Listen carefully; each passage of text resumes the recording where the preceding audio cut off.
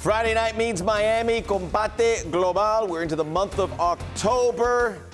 Wherever you are, pleasure to have you on. Again, if you're in the Gulf Coast of Florida, we're thinking of you. Hopefully we can take your mind off of recent events as we get ready to bring you all the action on Paramount Plus. Heading towards the main event featuring one of the best young fighters in Combate. I tell you, and it is a mission statement of this company, you get to see these fighters right when they begin, and you can say you saw them first. La Jaula awaits. And we'll begin with our preliminary fights. There is the main card. Danielle Ayala with an opportunity of a lifetime gets the main event and a chance to knock Roberto Romero off the top of that ladder. Caroline Gallardo, the #1 strawweight, to take on Danielle Taylor. And Arturo Vergara, the Chilean Muay Thai master, after losing to David Martinez, is back, looking to prove to everyone that he is the real deal Holyfield. Luis Gallegos and his tremendous bigote awaits. When we begin in the preliminaries, we have 3 undefeated fighters coming your way in these fights, and it will all start with Carlos Calderon from Colorado. He's unbeaten. And Carlos Cordoba from San Jose, Costa Rica, his opponent. National colors will be on display. USA versus Costa Rica. Let's get all the action live on Paramount Plus. There's only one place to go. Of course, Lupe Contreras. Entrando a la jaula, Carlos Cordoba.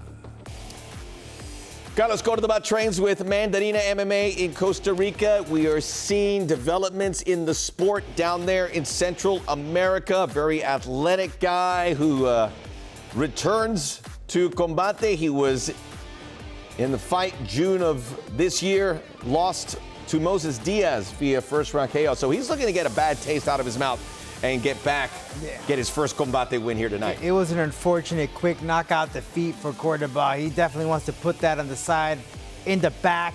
It's a new man. Make sure not to make any mistakes here.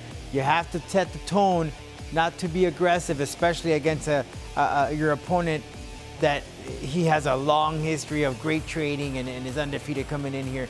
This guy just has to be very cautious, play the game, don't let too much of the nerves come into play, and stand up and play the distance. He's put the work in. He wants to show it off now. Now for his opponent, let's go back to Lupe. Su oponente, Carlos Calderon.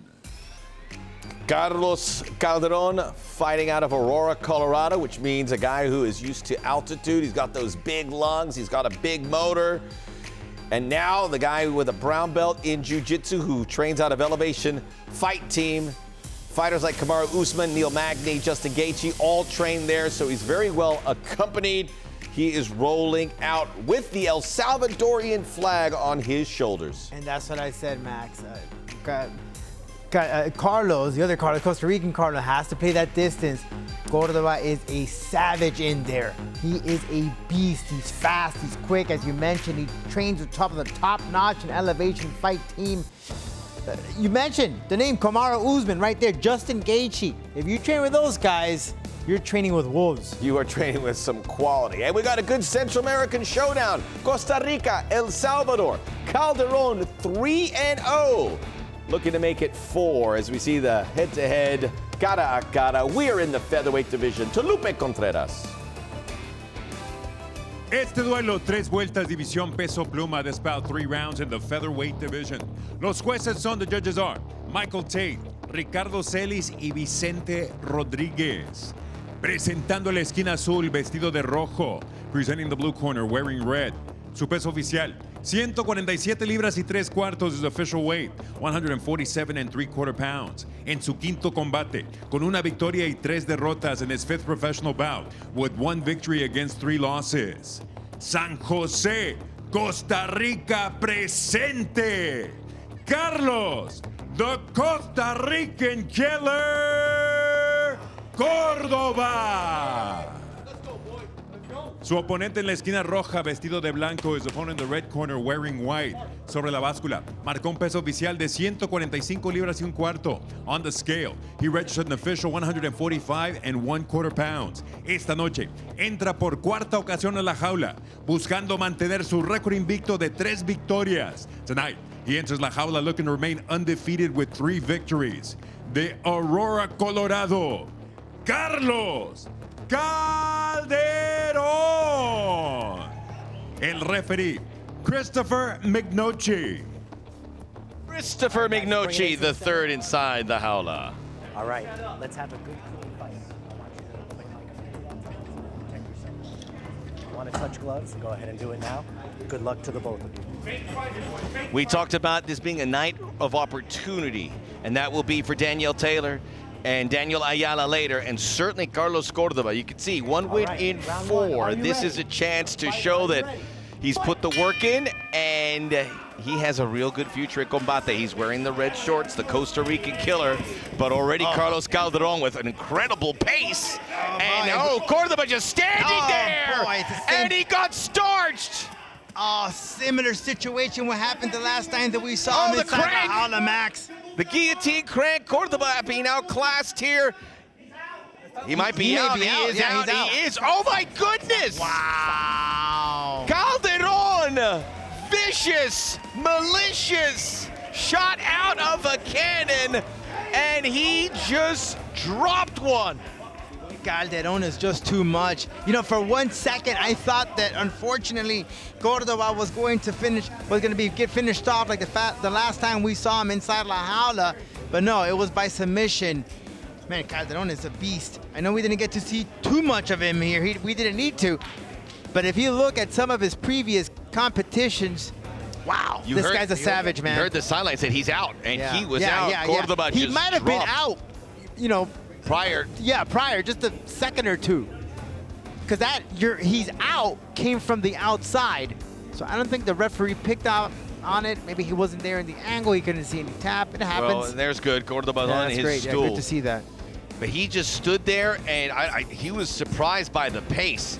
I mean, sometimes you have guys that shoot, but he's like, is he going to come out like this? He certainly did. Calderon with back-to-back first-round finishes. He is now 4-0.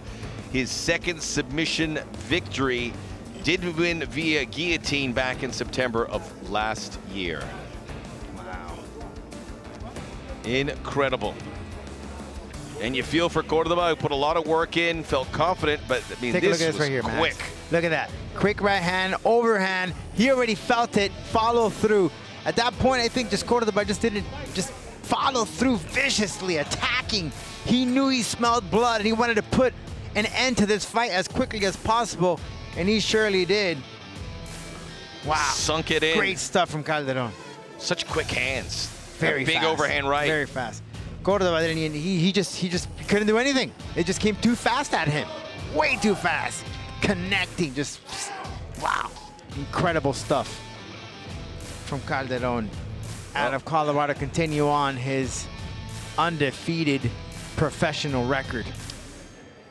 And he moves to the big leagues here with Combate Global, his first real primetime performance, and he delivered. Look at that, he sunk in that guillotine choke, putting all that pressure. He's 4-0. He does have a no contest on his record, but a guy that you're gonna have to recognize. Bienvenidos. 145-pound, highlighted by the #1 fighter, which we saw last week in Javier Reyes. You got Martin Bravo, Jair Perez, Froggy Estrada, and now, hello, Doctor Carlos Calderon. We will have the official decision when we return. He is as serious as a burglar, ready to go.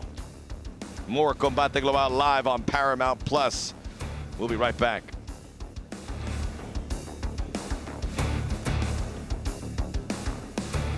Back here in Miami, inside La Jaula, now for the official decision. An impressive victory. Seconds into the first round for Carlos Calderon.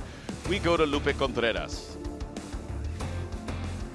Este combate concluye con un tiempo oficial de 25 segundos del primer episodio. This bout concludes with an official time of 25 seconds of the opening round. Your winner, by way of technical knockout, el vencedor por knockout técnico. Still undefeated, Carlos Calderon. 4-0 as an amateur, 4-0 as a professional, the son of hard-working Salvadorian immigrants. And now he is on a rocket ship.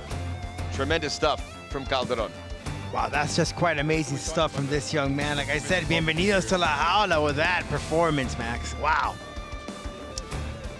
Much more Combate Global coming on as Calderon, who hasn't changed the look on his face, can go backstage and celebrate his victory.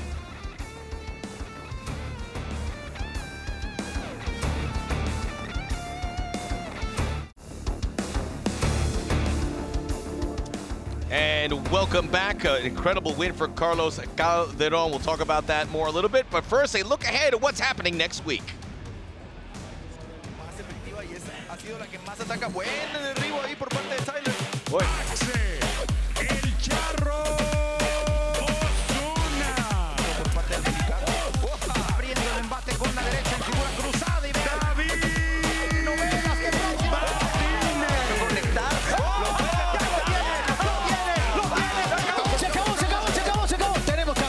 Impresionante lo que acaba de pasar.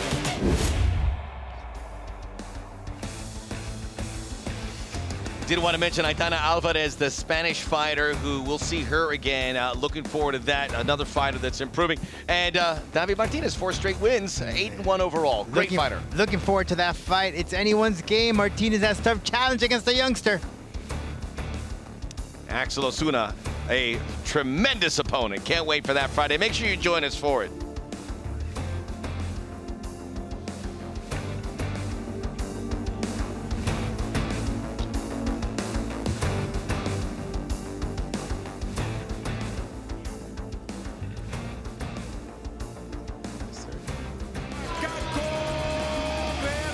Mi nombre es Arturo Vergara, soy de Chile y tengo 27 años.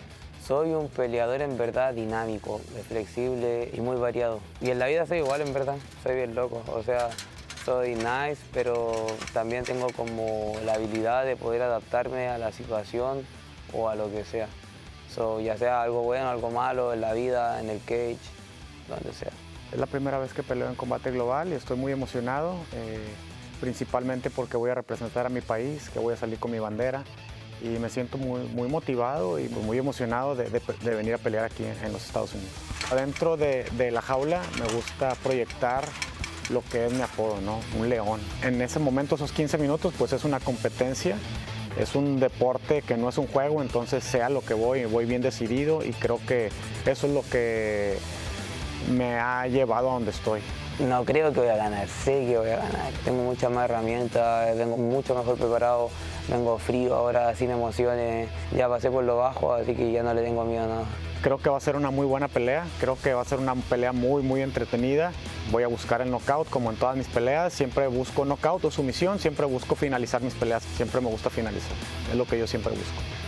Luis Gallegos, get ready, lo que se te viene es una pesadilla. Back here at Combate Global, we're moving on to our next fight, collecting our breath after what Carlos Calderon was able to do. He stays unbeaten. One of these two fighters look to stay unbeaten. A 2-0 Georgie Medina out of Chicago. Thad Jean also at 3-0, looking to keep it that way. Let's go to Lupe Contreras. Entrando a la jaula, Thad Jean. Former football player, tremendous left-handed talent, fighting out of Fight Sports in Deerfield Beach, Florida. Big-time striker making his Combate Global debut here in the burgeoning 170-pound welterweight division. Yeah, and you can see joined by some studs, Jay-Z Cavalcante right there on his left side, joining him, who's a veteran in the world of mixed martial art and in jiu-jitsu world as well. has had a very successful career as an amateur in Florida and as a pro. Just as well, he kept that flowing. That Gene has that long reach, lanky, tall dude. I mean, this guy means business when you see him. Very athletic, a fighter. Look for that stand-up game from this man. Should be a fun fight. Incredible impression as he comes into the Jaula for the first time now for his opponent, back to Lupe.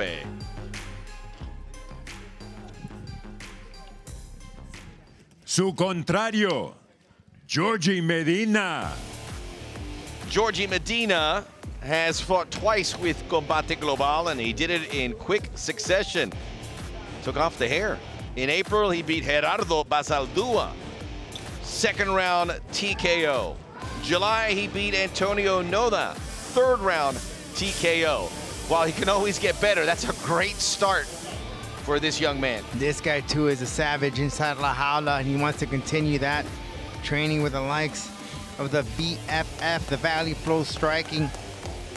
He has a teammate fighting on later on today with Caroline Gallardo, but this guy has just been punishing all of his opponents inside La Jaula. He told me, I am very proud to fight. It's not just a typical fight, but because I'm fighting in Hispanic Heritage Month. That is it. We are in the midst of Hispanic Heritage Month, also Mexican Independence Month for some that will be fighting for that as they represent their flag here on Combate Global, which is encouraged, and these fighters have certainly taken to that. We go head to head, cara a cara. Both very young fighters just getting started in the business. Two massive welterweights. Thad Gene at 6'2", Medina giving him 2 inches there. 3-inch reach advantage for Gene, who wore the Haitian flag on the way to La Jaula. We're at 170. Everybody hit their weight. Let's get it on and Continuamos go con to mucha Lupe más acción, Contreras. un duelo de invictos. Pactado a 3 vueltas en la división peso welter. We continue with much more action, a clash of undefeated fighters in the welterweight division. Los jueces son, the judges are Eliseo Rodríguez, Michael Tate y Ricardo Celis. Y ahora, damas y caballeros, llegó el momento de un combate global. Presentando en la esquina azul, vestido de blanco, presenting the blue corner. Weighing in at 170 pounds, pesando un peso oficial de 170 libras. Entra a la jaula, invicto en 3 combates profesionales. He enters la jaula, undefeated as a pro with 3 victories. Fighting straight out of Broward County, the silverback, Thad Gene. En la esquina roja, vestido de azul. In the red corner, wearing blue. Sobre la báscula, marcó un peso oficial de 170 libras y un cuarto. On the scale, he registered an official weight of 170 1/4 pounds. Igual que su rival. Entra a la jaula con un récord invicto de 2 combates. Like his opponent, he too enters la jaula undefeated as a pro with 2 victories. From Chicago, Illinois, Georgie Medina. El referee de Panamá, Marcos Pérez. Marcos Perez getting his Panamanian drop there from Lupe. Okay, so you already know the rules. Okay, guys, listen, okay? You already know the rules, okay? I want a clean fight. Follow my command at all time, okay? Toss love what you want. Go to the corner. Thad Gene, who fights out of Deerfield Beach. Just a reminder of all the great gyms, not only in Miami, but South Florida. A lot of talent from this area or from the exterior come down here because they know how good the training is. We are underway. This should be a fun fight, Max. Yeah. Look for Thad Gene. He has that long reach. He has that 2-inch advantage. Medina has great wrestling, great stand-up, fast hands. Trust me, guys, this probably will be very, very, very cool. Swinging for the fences already. I mean, these guys look like light heavyweights. They are massive dudes. Look at the broad shoulders on Gene, who kind of comes in as the underdog, mainly because we don't know a whole lot about him, but 3-0 in his career, and impressive victories in that as he catches the lead leg. In his last victory, he beat Sarek Shields, second round TKO, completely put him out cold with a massive left hand. No doubt this is Thad's big shot. Such a great stage as La Jaula. So this is his opportunity to shine. You know, all his 3 of the opponents that he's had, finish him off. He's never been to the 3rd round. Furthest he's been is to the 2nd. That just show you, Max, that Gene is a finisher. Medina looking to get the edge on the ground game. Snuffed there by Gene. Another football player transitioning into mixed martial arts. Big family, 7 siblings. And he is a striker. But now he's going to have to see how he can engage in the clinch, and the underhooks. Certainly if this goes to the ground. Medina looking to put it there. And I got to give a, you know, with that Gene, he has such a great corner with, I mentioned earlier, with JZ Cavalcante, a guy who has taken on so many great talent. Fought all over the world. Watch that left hand. He's looking to cock it and use it. Can go either hand quite liberally during a fight. Great side. That kick is so deadly, Max. The one that Medina just threw. Oh man, it could throw you off. Big uppercut. Yeah. You can hear it more than see it. These guys are just swinging. Lots of intent. And these are big dudes that could, if they connect square, lights out in London. Great how Gene came in with that left and followed through with the flurry. That rocked Medina. Now he's trying to set up the left. Both these guys, they have knockout power, so they're really treating each other fair here.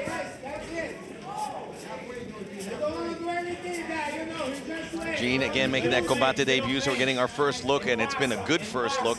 Changing levels alongside Medina.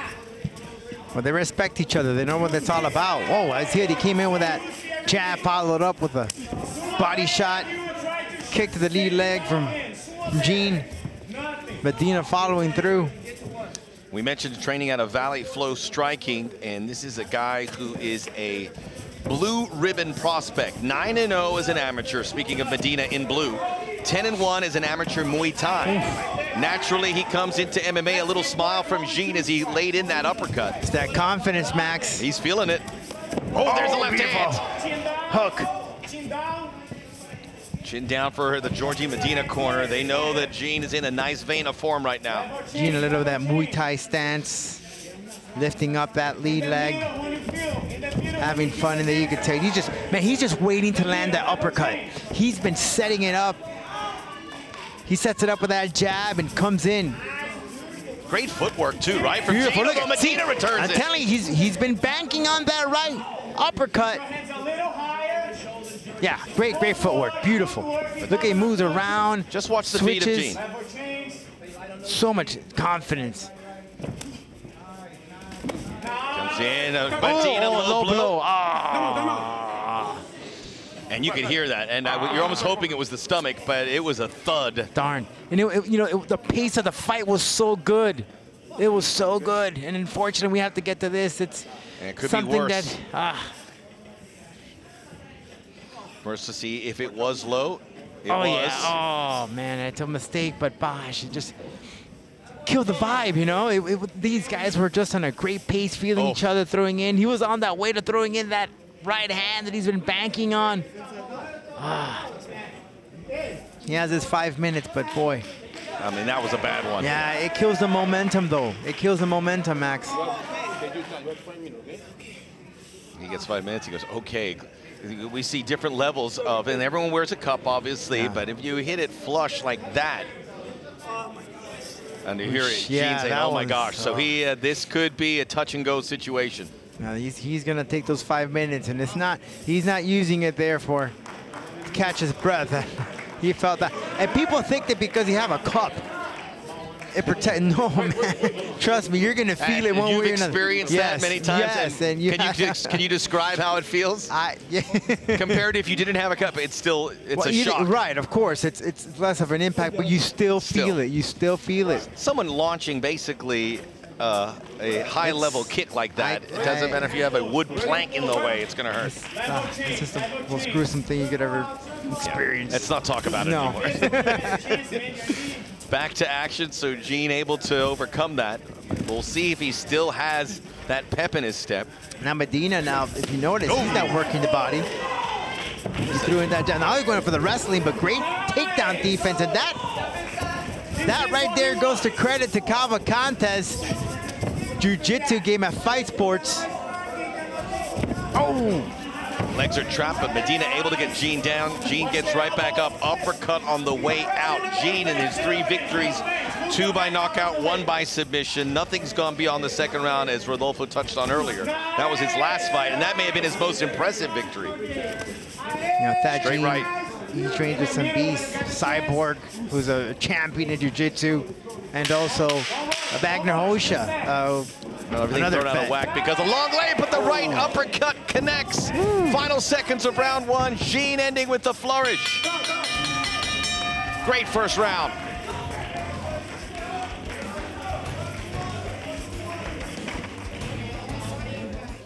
Excellent first round, and we got a little more in the first round because of the stoppage.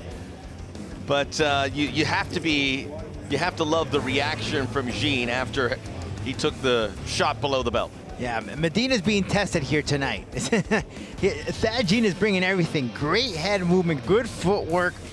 Look at he sets up that left, and he's trying to go and connect an uppercut, which we'll see just a few. Medina went for the wrestling, but Gene just had great takedown defense. Look at that beautiful kick connecting. Medina forgot to put his hands up there, but Thad Gene was just having fun in there. Good work.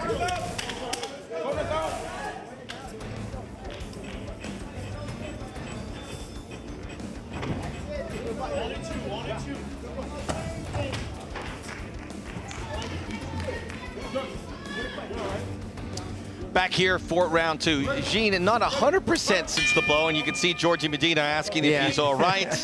He says, let's go.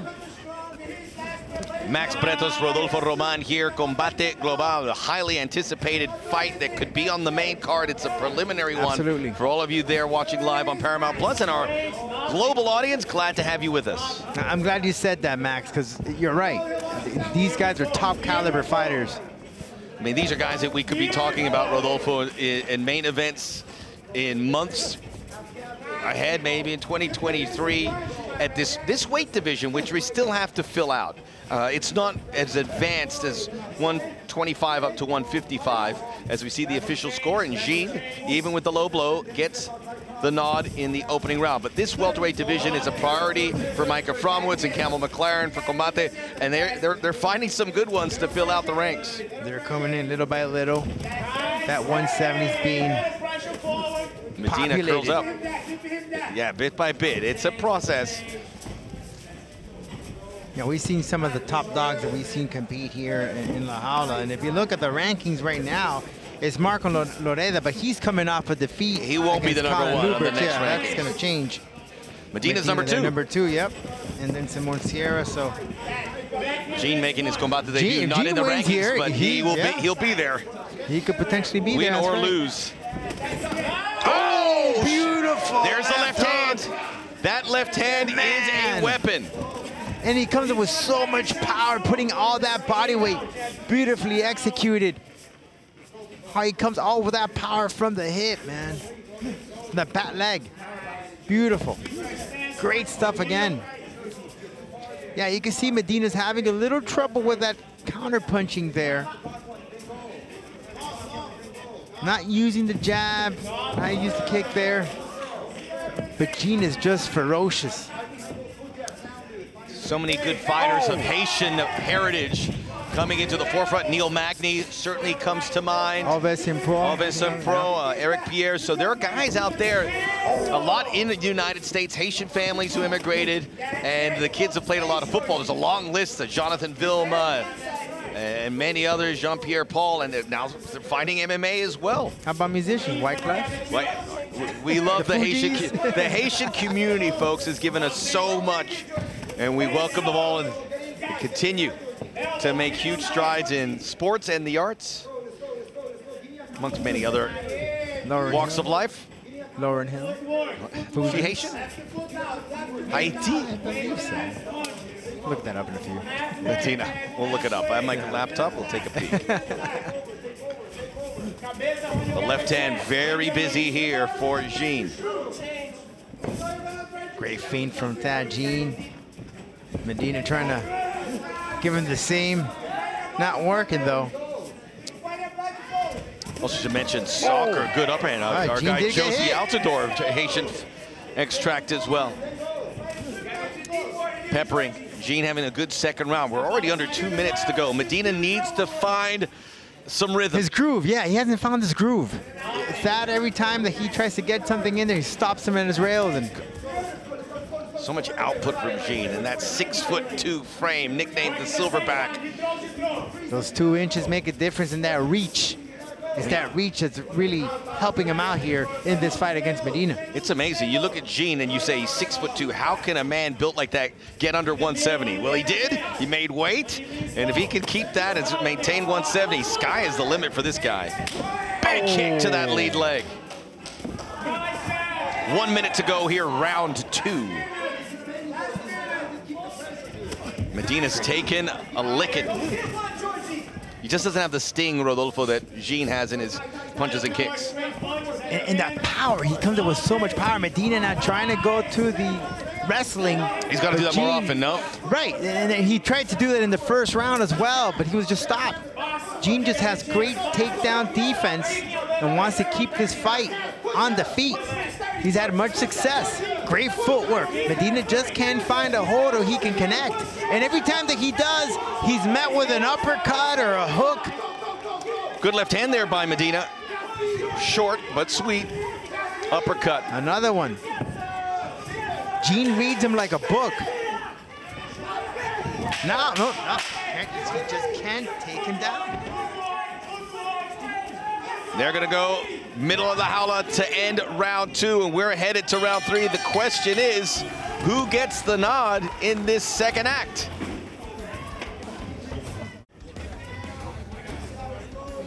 Georgie Medina still looking to work things out, find something that will work. We've seen the takedown attempts. They haven't worked. Jean there to flush them out each time. Yeah, just working the body. Great stuff from Thad Jean.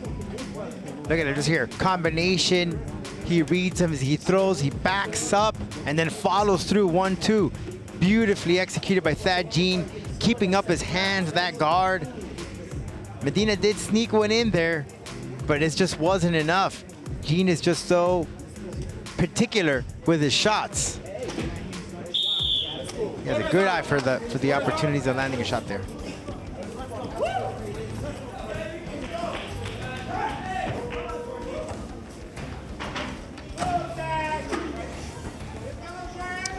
Back here for round 3. Interesting mirror image of these two fighters. That they haven't been in MMA all that long. Thad Jean, who was playing football, got an injury after high school, was looking for a pivot, and he found MMA thanks through a friend. It's a story we hear many times when covering fights for Combate Global. And Medina has been training MMA for just 5 years, which it's not a small amount, but when you compare it to some other fighters in this roster, still in diapers. Better, kind of blocked some of it, but not all of it. Kept that on. We call it the phone booth, Max. Keep your hand right there by your ear. Watch that left hand for Jean. He's kept it cocked. He uses both hands really well, Rodolfo, Jean. Yes, so, and see, and those 2 inches of height make a difference. See how Medina has to squat down so he can work on the body? And I think that's where he's having the difficulty. You know, he can't find an open. He's squatting down a bit, and look at the open scoring, Max. Medina got one of the judges. He did get That's one. Something. Progress. What about the takedowns? Got to keep going there if you're Medina? Sure, why not? But it hasn't been effective. It is not. I mean, sure, you can try it, but let's be honest, he's attempted, what, about 3-4 times, and he hasn't been successful whatsoever. So you have to work the body, kick that lead leg of Jean. He's landing in a bomb. You see Medina, he understands that he might not be up in the scorecards. These are open scorings. This is available to the corners and the fighters. See now, sorry. No, we're going to say we've seen more and more fighters tell us that they do pay attention to those scores. And I was saying, Max, see, now he is working that body to bring him down to his level. Up and downstairs on that left hand here from Jean. Well, Medina's, every time that Medina goes in with that left to work the body, that midsection of Jean, he welcomes him with that right. Well, Medina's work rate's been good, Rodolfo. I mean, Right. Gene, it hasn't been what we saw in the first round. It's still good, but it's not as sharp, maybe getting a little heavy.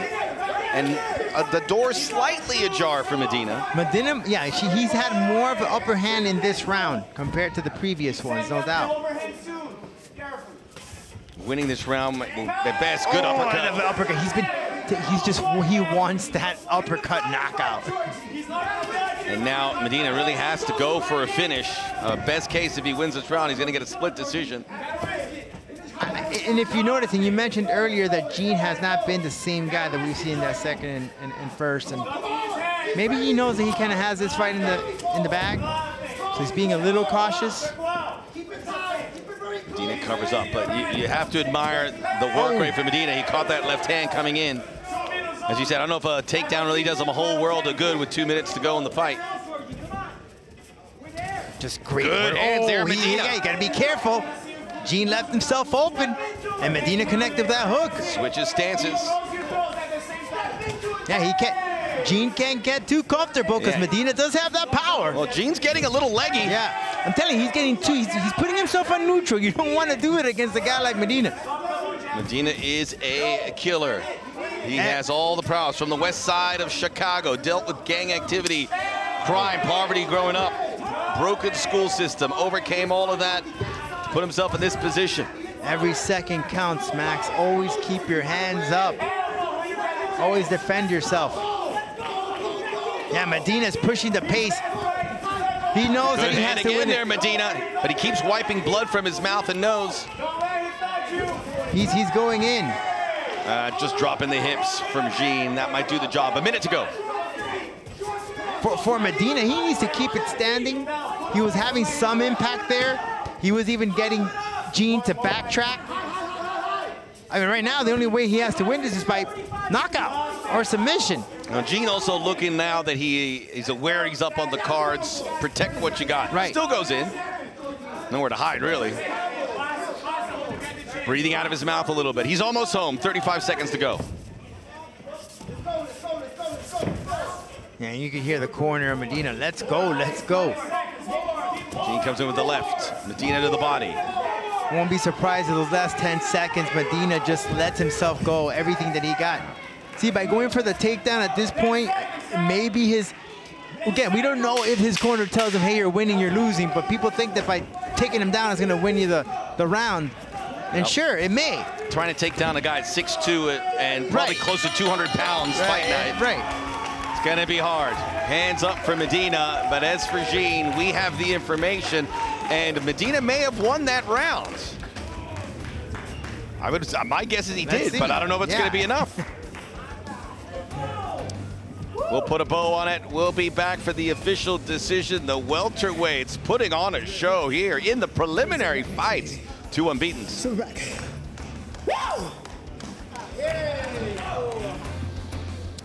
Back here for the official decision, as Juliana Pena says, somebody's O has got to go.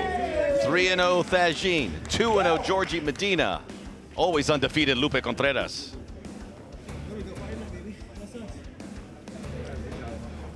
Después de 3 vueltas, los jueces están de acuerdo con tarjetas de 29 a 28. After 3 rounds, the judges are in agreement with scores of 29 to 28. All in favor of the winner by way of unanimous decision, los tres a favor del vencedor por decisión unánime. The Silverback,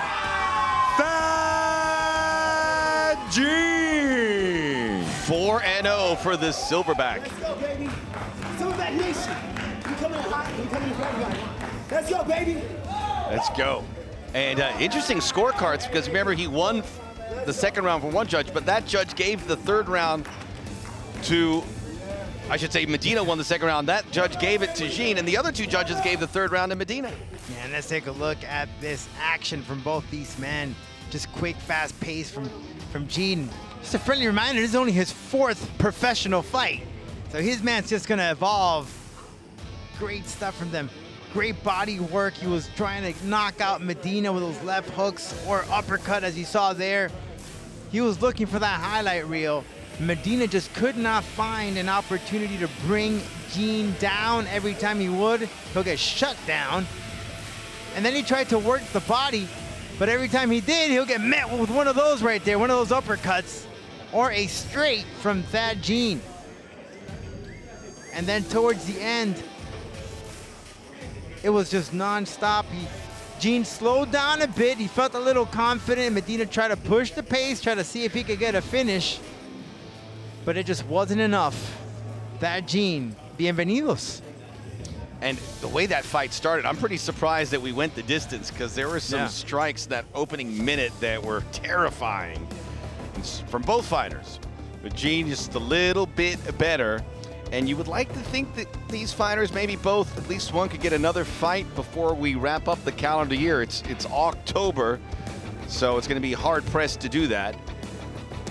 But if that's the case, we look forward to seeing both these fighters inside La Jaula very soon, and we'd like to see the development of 170 pounds continue to grow. But this was a big step towards this division getting to the level of lightweight, featherweight, bantamweight, and flyweight.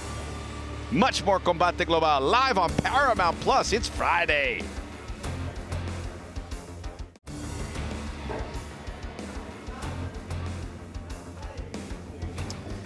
Miguel Mikey Lugo fighting out of Yuma, Arizona, which is a hotbed for MMA, not too far there from the Mexican border.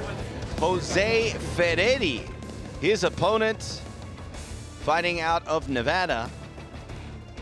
Just his second MMA fight. Let's get to the action and go to Lupe Contreras. Este duelo.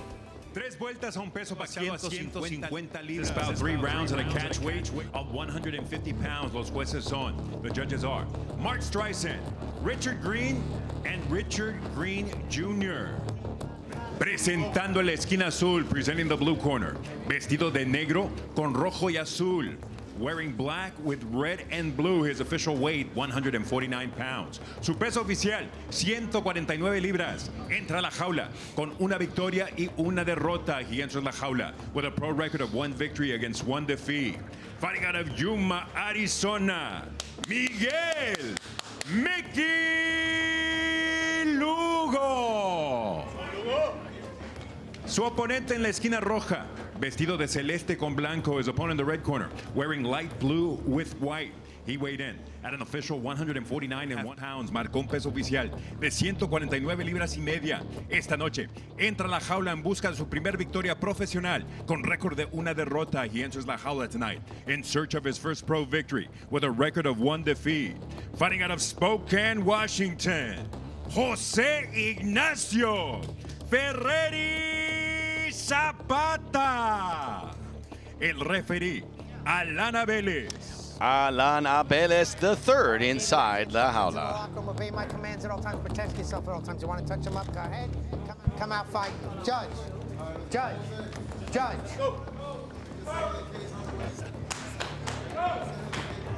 Miguel Lugo, Jose Ferreri. Fight, are you ready? Fight! We are underway. It is Lugo in the blue and red.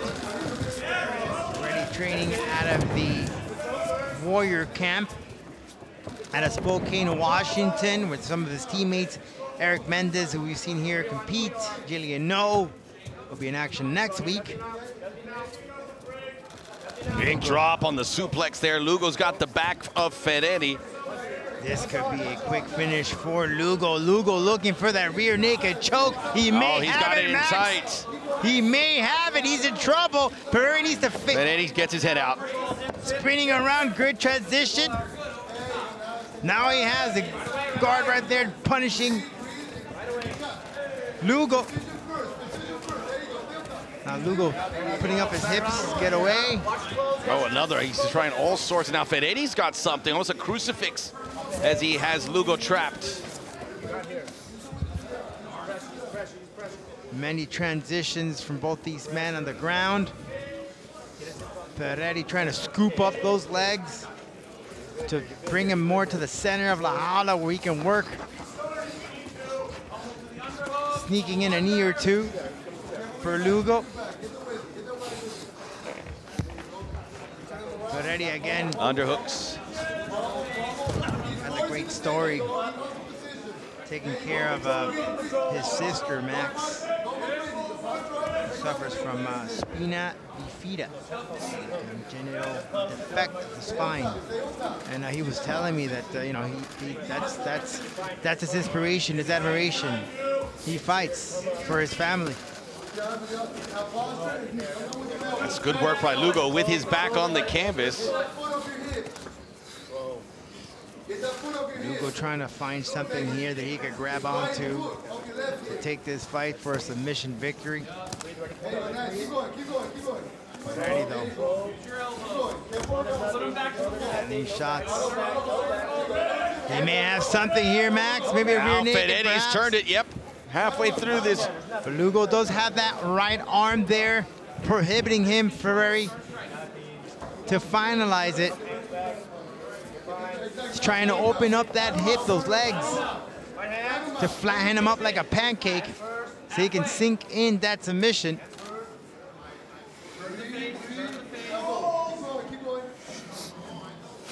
Again, Ferreri.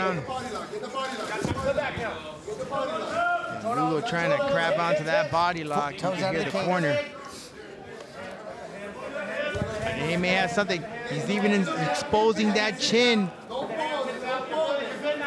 Now Lugo flipping it around. Lugo locks it down.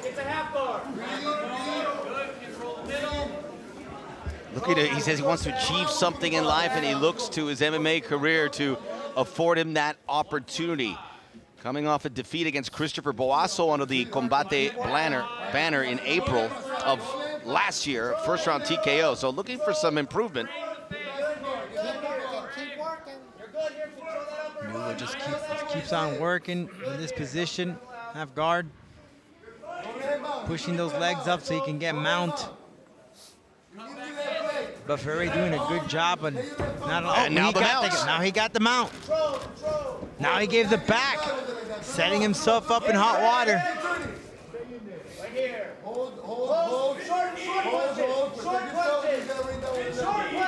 Now then these those elbows from Lugo to Ferreri.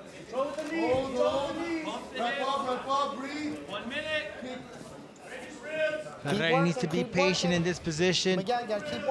So giving enough space where he can get both of those legs. Under a minute. He needs to see he's using those hips, and you hear the corner they're pushing up. So he could push off Lugo. Lugo into the rib cage, soft tenderizing Ferreri. He's just waiting. He has to be very fast. As soon as that opening is, push off Lugo. But now he just gave his back. You don't want to do that in this position. Now he's got the back. Ferreri he may be in some trouble here. He does have his chin down. He's in big trouble. Can't get that arm off, and it is deep. He has the chin. He has the chin down. Well, almost. Now he's in trouble, but he might be stopping. Oh! And the eyes of Lugo, they got huge. Like 2-3 seconds left. There was like 5 seconds remaining, maybe less. Wow. We're being told 4:54 in the first round officially. Wow. So Ferreri, who showed some signs there in the end, succumbs with 6 seconds to go in the opening round. We'll get the official decision.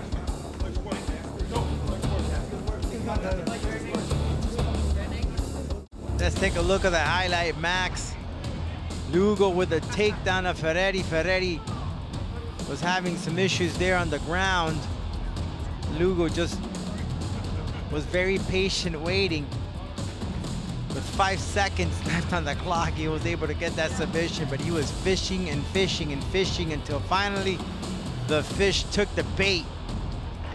He was searching for that mount. Ferreri did have stuff from Ferreri. Yeah, he did have a ray of hope, but unfortunately, it was this right here that brought in the clouds and took away the sunshine. Oh boy. Like that one? Yeah, heavy weather. Let's take a look at this referee camera angle, Max, and there it is. Beautifully executed, just 5 seconds. He tried to put that chin down, but Lugo just Wrapped it in really good. Lugo's face has not changed. All business, as he will improve to 2-1. Not a bad effort by Ferreri. Just got caught at the wrong end of the round where he probably thought he was going to reach it. Esquina Azul consigue el Mata León con un tiempo oficial de 4 minutos 54 segundos del primer episodio. The blue corner sinks in the rear naked choke with an official time of 4 minutes 54 seconds of the opening round. Your winner, by way of submission, el vencedor por sumisión, Miguel Lugo. Miguel Lugo, 2-1, first round submission via rear naked choke.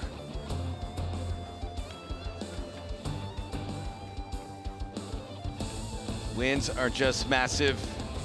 Miguel Lugo had to go through a few ebbs and flows there to eventually get the victory.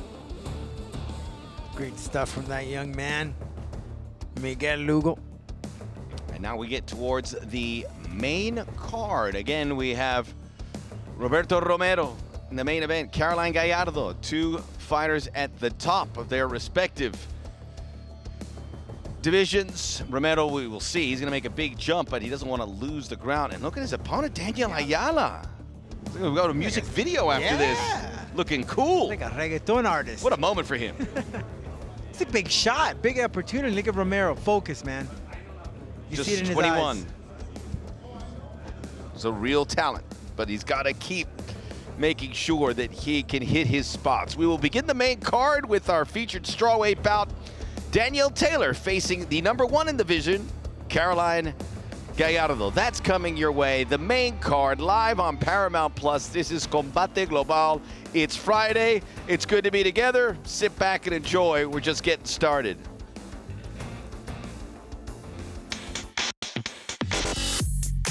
Soy Daniel Alberto Ayala Flores, tengo 38 años y soy de la Ciudad de México. Yo vengo de una familia de boxeadores. Primero me introduje así, ¿no? Por parte de la familia con el boxeo. Tuve un compañero que me introdujo o me presentó a este mundo de las artes marciales. Me gustó lo que vi, lo que experimenté y pues bueno, aquí andamos, ¿no? Desde entonces. ¿Cómo describiría mi estilo de pelea? Trato de ser completo, tanto en el piso como en el striking. Creo que la decisión y la pujanza me diferencia de mis oponentes. Ha habido ocasiones en las que me encuentro en la jaula y gana el que no deja nada para el final. Mi contrincante es buen striker. Me imagino que por lo menos al principio del combate va a ser arriba, va a haber intercambio de golpes. Estoy preparándome precisamente para una cuestión de ese estilo. Definitivamente creo que voy a ganar la pelea, precisamente por la pujanza que voy a presentar en ese momento. Va a ser una guerra. Yo voy a presentar una guerra, voy a plantear ahí un infierno para mi contrincante y pues bueno, va a tener que soportarlo y el tiempo que lo pueda soportar. Quiero que te esfuerces muchísimo, quiero que demuestres el valor y el arrojo, porque a lo que vas a enfrentarte pues va a ser pesado.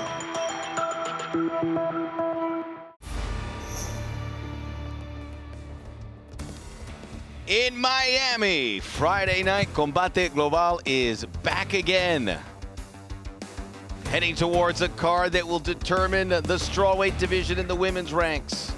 What's going to happen at 145 pounds? Roberto El Charo Negro Romero looking to make his path to #1 in featherweight complete. Some great fights coming your way on the main card. We already got off to a flyer, an incredible first round finish in the preliminaries, and laying down a marker for Thad Jean. Much more coming your way, highlighted by the main event. It really is David versus Goliath, figuratively speaking. Danielle Ayala, not much of a pedigree in MMA, and now he faces l'enfant terrible, Roberto Romero, who's showing improvement every fight to the point at his early age that he could be an absolute monster in a year or two, if not sooner. Caroline Gallardo, the #1 at 115 pounds, takes on Danielle Taylor. Luis Rey Gallegos fighting Arturo Macaco Vergara, the Chilean Muay Thai master, looking to finally see that translation to mixed martial arts. Let's get ready for our strawweight matchup. We go to La Voz of La Jaula, Lupe Contreras. Entrando a la jaula, Danielle Taylor. And the #1 strawweight. Let's hear the introduction. Su oponente, Caroline Gallardo. The protege of our good friend Juliana Peña, Caroline Gallardo, says the Venezuelan vixen is a role model, always giving her great advice. Grew up in a very tough area of Chile known as La Granja. So just being here in her position, truly unprecedented. And now she's fighting for Chilean MMA. And I see her more cut up, more ripped. I don't know. She's been doing some heavy lifting there. She looks a lot more powerful today. Fast-paced fighter, man. She's the reason why she's at the top in her division. But as I mentioned earlier, this could be the toughest challenge. She's facing Danielle Taylor, who's had much experience there with some top big names. They will go at a 120-pound catch weight for tonight. Gallardo 6 years younger than Taylor.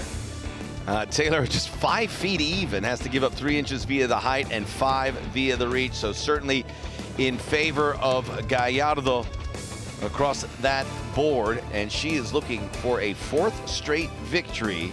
Speaking of Taz.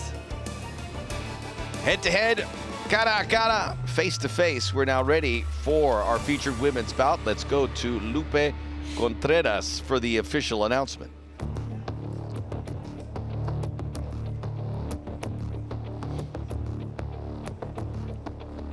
Las reglas oficiales de la jaula, 3 vueltas de 5 minutos, 3 jueces utilizando el sistema de 10 puntos. Este duelo a un peso pactado a 120 libras. This bout at a catch weight of 120 pounds. Los jueces son, the judges are Vicente Rodríguez, Eliseo Rodríguez y Michael Tate. Presentando en la esquina azul, vestida de negro, presenting the blue corner, wearing black. Su peso oficial, 119 libras y un cuarto, or official weight, 119 1/4 pounds. In 18 pro bouts, she maintains a record of 11 victories against 7 losses. En 18 combates, mantiene un récord de 11 victorias y 7 derrotas. From Palmdale, California, Danielle Dynamite Taylor. En la esquina opuesta, vestida de rojo in the opposite corner, wearing red. En la báscula, marcó un peso oficial de 119 libras y media. On the scale, she registered an official 119 1/2 pounds. En 11 combates, mantiene un récord de 7 victorias y 4 derrotas. In 11 pro bouts, she maintains a record of 7 victories against 4 losses. De Santiago de Chile, Caroline Taz Gallardo. El referee, Alana Vélez. Alana Vélez, the third inside La Jaula. In the locker room, obey my commands at all times, protect yourself at all times. If you want to touch them up again, go ahead, come out fight. Judge, judge, judge. You know, it's a big night for fans tuning in down in the southern cone of South America in Chile, not only to see Caroline Gallardo, but also Arturo Vergara. Chilean MMA is just getting better in big leaps lately. Is Gallardo all in red? I think one name that when it comes to Chile, and I'm sure they know him very well, is Ignacio Bahamondes, who's made a name for himself. Know him very well when he started training down here in Miami, Florida. But in this fight, first thing that you see right off the bat is Gallardo's height advantage, and she's gonna be fast-paced. Taylor is a fighter she's a counter puncher, so she'll wait for you to come in and attack. She has a very vicious right hand, so she has to be careful. That is for Gallardo, because she will hit you with that. And she has some loopy punches, but once she finds that rhythm, she's in her groove, man. You can't stop her. Carolina, yeah, look at that strong kickboxing Muay Thai background, Max. Gallardo back in the Jaula for the first time since May. The 27-year-old said it was a tough fight, but I liked it. That was a second-round TKO victory over Stephanie Yellow Page. Prior to that, beat Crisaida Adames December of last year. August of last year, beat Camila Rivarola. Both by a decision. Started her Combate run against Super Meli Melissa Martinez back in April 2019 in the Combate Reinas card in Los Angeles. She is 4-2 in her Combate career. Not afraid to exchange is the 1-2 combination from Gallardo, but Taylor was landed a shot to look at that overhand left that she threw. Came in fast. Yeah. And she's gonna do that. She's gonna let Gallardo throw, and just one of them will stop it to throw her, set her off course. And she does. Oh! Strong. The left was good. The right came a little flat from Gallardo, but she has been really aggressive. Taking the center of the Jaula. Haven't seen much of the kicking though from Gallardo. I know that she's there. She goes. I think she heard me. And it knocks back Taylor. Using both feet very well. Love how Gallardo just switches those stands so fast. Now she's got excellent balance. Great shot to the midsection of Taylor. Gallardo just measuring, see where she's gonna strike. Always significant with the women fighting, and we talk to them about it. Danielle Taylor says this is where women are turning the perception around in MMA. We're going to be equals, and a day is coming soon. Taylor exchanging in the pocket. She felt that one, Max. Taylor felt that one. Took her off balance for a second. Good chin by Gallardo, no doubt about it. Now Taylor's headed. She has to keep those hands up. If you notice, now they're coming up. 2 minutes to go in this opening round. Both getting their shots off. She can't underestimate the power of Gallardo. Good uppercut by Taylor. Yeah. Gallardo's eating some punches here, and Taylor going backwards but making contact. Jessica Penne, Zayleen Wong. Spinning back. Jessica Aguilar, these are just some of the women that Taylor has competed in MMA. This is a huge fight for Gallardo, as good as she has been. To fight a seasoned professional like that. Taylor overshot that one. And in that fight that Taylor had with Wong, she took Wong to, I mean, she lost, but there was a point where she nearly submitted her, and if it wasn't for the bell, maybe I would have been telling you a different story. The best women's fighter anywhere, and Taylor was in the cage with her and took her the distance. And she rocked her too at one point, so it goes to show you that Taylor does have that power. Gallardo withdraws there. Taylor last fought in March, was a unanimous decision defeat. Oh, that's that overhand right. Packs a lot of punch in that. If you get hit with that leather, it'll be a different tale for tomorrow morning for Gallardo. She has to keep those hands up, protect her guard on all times. Both fighters out of range here. They get into close quarters. Taylor able to stick in with a couple. Great feint work though from Gallardo. See how she steps up with that foot, steps in, and then quickly lands in those bombs, man. 1-2, look at that right hand. Oh, brilliant. Well timed too with 10 seconds to go. Now Gallardo reeling back, hanging on as Taylor puts her foot on the gas. End of round one. Good stuff. Caroline Gallardo started well in that first round, didn't end well though. Shocked her with that takedown attempt. You saw that, but she did defend herself well. Frankly, you know, there was a couple of seconds left and the bell rang, but let's take a look at the highlights.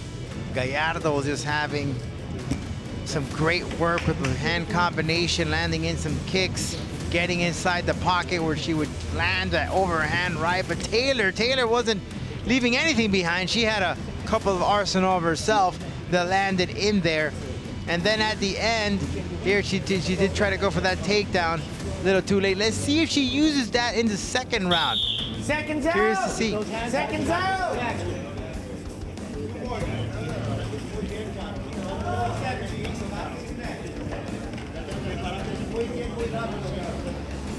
Getting ready here for round two. Caroline Gallardo with some coaching under her belt, maybe some adjustments to see if she can get back over the top on Danielle Taylor in black. She goes, even though I'm 5'0", I pack a punch. Certainly did there.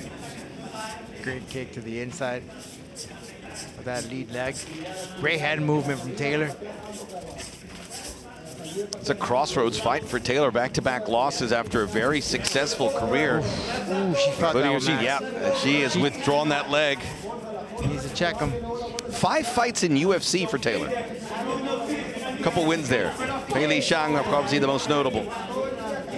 Jessica Pennant at the Penne as well. Oh, that left leg's hurting now, Taylor. Yeah. You can see she can't put the weight on it. Ran into that right. Caroline Gallardo grabbing this second round. She's gonna attack that leg. It's right there, all for her. And can Taylor check those kicks? Split opening round. Taylor, though, getting the, or I should say Gallardo getting the nod from 2 of the judges. A little bit surprising. I guess the takedown did not sway them enough. Well, she didn't really get to do much with it anyways. That was towards the end of that round. Great head movement from Taylor. Good stuff. And that leg got caught again. Gallardo was peppering some jabs. Taylor, though, should work for that body, that midsection, to bring Gallardo down to her level. That could help out. Good feint. Needs to check those kicks. Well, Gallardo's got something brewing here. She's been able to devise a new game plan. It's working thus far in round 2. Taylor trying to stay away from those overhand rights.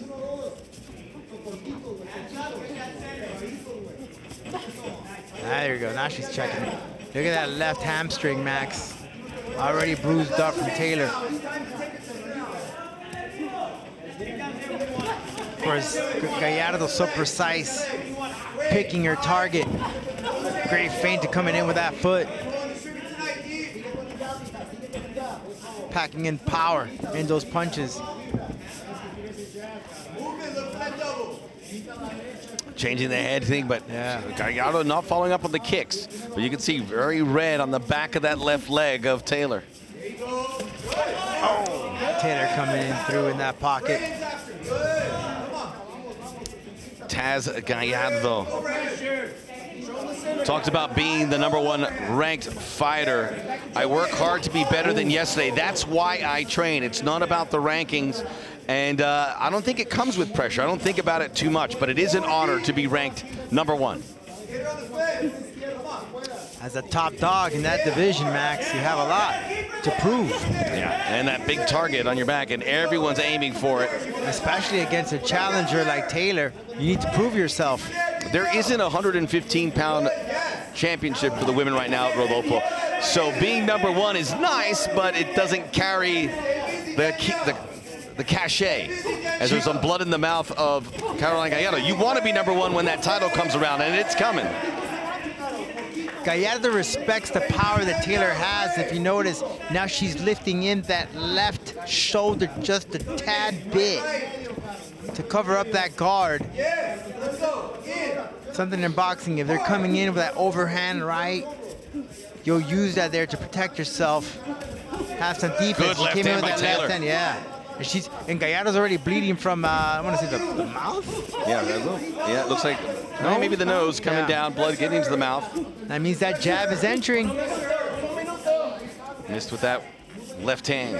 Needs to work that head movement for Gallardo. Look, and I don't know why she's not using more of those kicks. There it is. Maybe a spot here for Taylor to try another takedown.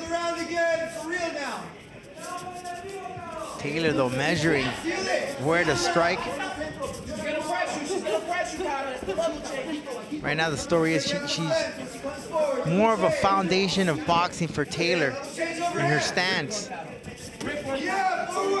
Good straight right. Taylor's going to be feeling good about it. After the second round started in the direction of Gallardo, it's now turning again towards Taylor. That said, we thought that in the first round, but Gallardo got the nod from 2 of the judges. Yeah, this is going to be an interesting second round here to see what the judges score it. Oh, there's the body work. That was good. Taylor really ending with a flourish here. Oh, and a takedown for good measure. This fight just got really interesting, maybe a little bit after the bell.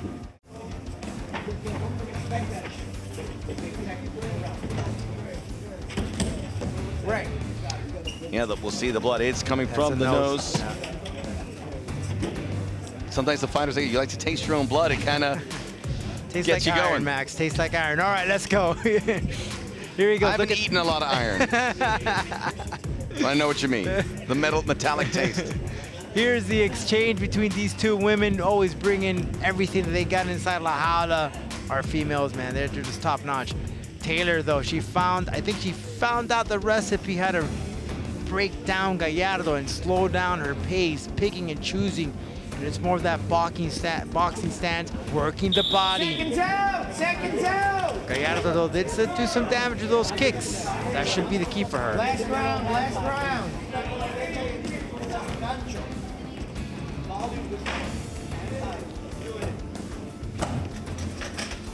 Danielle Taylor looking pretty confident heading into round 3. We'll find out how the judges scored round 2. It was a slight edge for Gallardo after round 1. Yeah, Gallardo in red. Rick Salada giving some pointers to her teammate, Taylor. They're both trained at the MMA. Cali community in MMA. We're talking about all these great gyms in Florida, and they are here, but obviously California is king. Main event still coming your way. Roberto Romero, Danielle Ayala. Taylor had her set of kicks, working in the inside of that lead leg of Gallardo. Decent kick by Gallardo, at least glances off Taylor. There's a takedown, you know. Down she goes, hits the stanchion there as well. That had to hurt. That second round should go to Taylor, especially during that takedown in the last end. But this right here, this could be the difference in the fight, Max. And we said Taylor at 5 feet even, but when she's in these positions, she can lower that center of gravity, and she is very hard to get off of you. Gets underneath the Gallardo. Gallardo in a problematic position here. Very vocal Taylor corner. Working the clinch. She's been on that waiting streak for Gallardo. Well, it is a mixed bag. Actually, this is crazy officiating. Gallardo got the nod from both judges that they won the first. Taylor got the nod from the one that gave her the first one. I'm a little puzzled by that, but Gallardo in really good position now.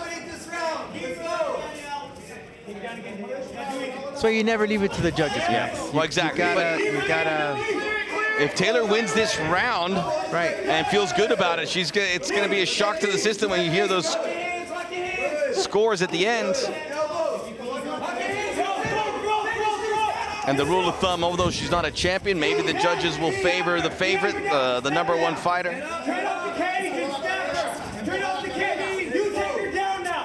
Some exchange neck clinch work, some knee work. Taylor's corner is wants her to very take confident down. in this, but she loves the clinch. Look at her land in those knees, and that's because of that Muay Thai background. Nice and loose, Danielle. Let me see some speed. Nice and loose. Don't worry about power. Let me see speed. Stay active. Center of the Jaula again. Gallardo to devise something that's effective. Taylor's been so difficult to unlock. Now Taylor, if she wants to make an impression to these judges, with those punches, she needs to come in. I mean, really, Taylor has a claim at both the first and the second round. If she lost it, it was by the finest of margins. But according to 2 judges, she lost both of them. According to another judge, she won both of them. Gallardo did connect with that right hand, Max. Big judo toss there. Taylor. She got the toss, but didn't finish anything with it. Taylor just like a doorstop, wedging herself in there. She's got a bit of a mouse, though, on her left eye. This is where it's going to get interesting. About a minute and a half to go. And Rodolfo, remember she was working that lead leg so well, she just stopped attacking it. Oh, there she did. Yeah, Caroline uses a lot of the kicks, but she's been sticking a lot to her hands. Usually she has that 1-2 combination. She'll come in with those fast, quick kicks, but not much of it here. 50-50 punch. Which in a way favors Taylor, because Taylor likes to box, as we're seeing it here. Under a minute to go here. It's amazing. Gallardo's the one struggling to find range. 3-inch height advantage, 5-inch reach. Because Taylor keeps coming in and she likes working that body. Oh, good left hand. There's over the top right from Taylor. Boy, I don't want to be a judge. This is going to be an odd reading of the scores.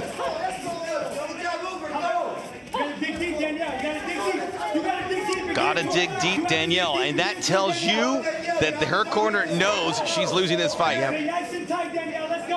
This could get interesting the last 20 seconds. The Danielle Taylor corner clearly has seen the scorecards. Route 1 kick, 10 seconds left. She has to let go. They have to let go. Someone has to make a good impression. Let's see if this takedown makes a difference. Now she has to do something for Taylor to impress. Whoa, razor edge fighting here. Caroline Gallardo would appear she has won. Danielle Taylor, certainly in our books, is going to be hard done, but it's a close one. It's a close one. The judges saw it very differently. Even Definitely before we hear what the third round scoring looks like. Definitely a challenge for Gallardo, though. Taylor brought everything that she had. Challenged the top dog in the strawweight. As we can take a look here, Gallegos. Luis Gallegos warming up. He will challenge Arturo Vergara. That fight coming your way next. Combate Global, Friday night, Paramount Plus.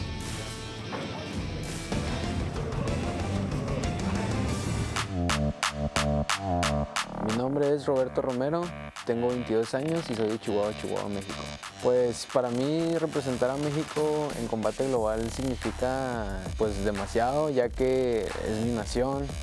Para mí es un orgullo llevar sus colores, decir que soy mexicano y demostrar en la jaula cómo es que pelea un mexicano. Mi estilo de pelea es agresivo, me gusta presionar, me gusta ir atacando con volumen de golpes, combinaciones, y hacer que el rival pues cada vez vaya bajando. Lo más valioso que me ha dado el MMA, pues la verdad es todo. La verdad es de que yo le debo todo al MMA, pues desde los 3, 4 años yo estoy entrenando artes marciales, entonces pues sinceramente para mí ha sido un refugio este deporte y pues le debo todo lo que tengo ahora. Bueno, pues mi última pelea con Iván Tena fue hace un mes. Estuvo el ritmo sin parar, pues, o sea, fue un ritmo muy explosivo, la verdad. Creo que con lo que se dio en esa pelea sí tiene mucho para poder ser pelea del año. Pues yo creo que el factor que hace que pues, mis peleas sean explosivas, que sean pues cargadas de emociones, pues que uno le pone el corazón, uno entrega todo en la jaula, todo el entrenamiento, va y lo deja ahí uno. Mi mayor motivación es representar a México, es representar a mi familia, mi sangre y demostrar de qué estamos hechos.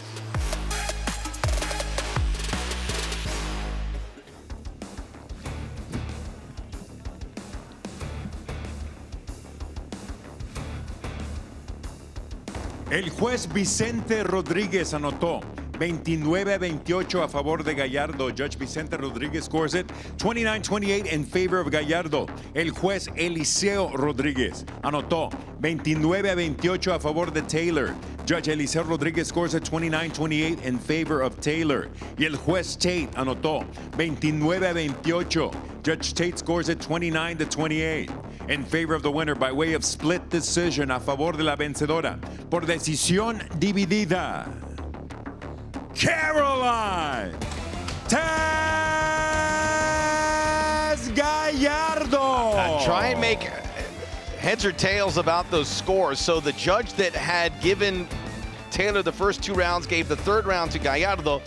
The judges that gave the first 2 rounds to Gallardo gave it to Taylor in the 3rd.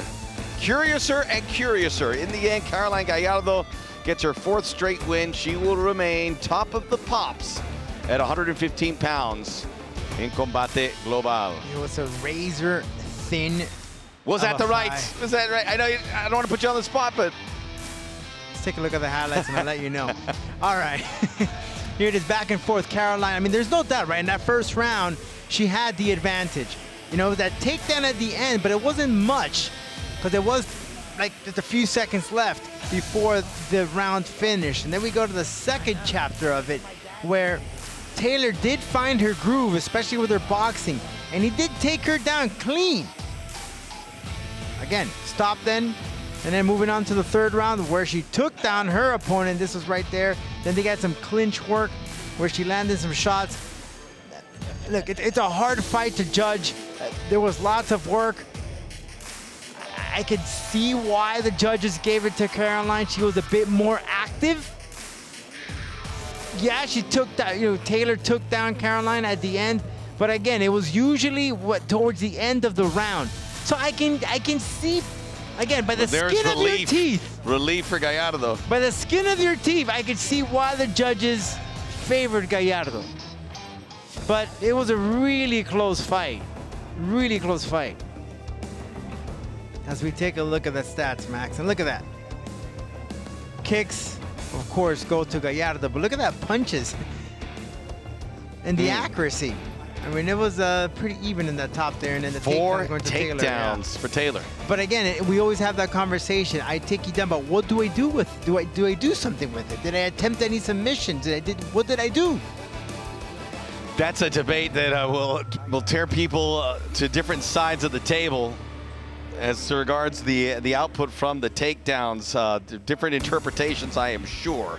It's a tough decision for Taylor, but Gallardo, certainly there's enough there to prevent you from calling too much scandal or whatever you want to phrase it. It was a close fight. It was a close fight. Very just the scoring was odd. It was odd. Yeah. Against the grain. Getting ready is Danielle Ayala for the main event later.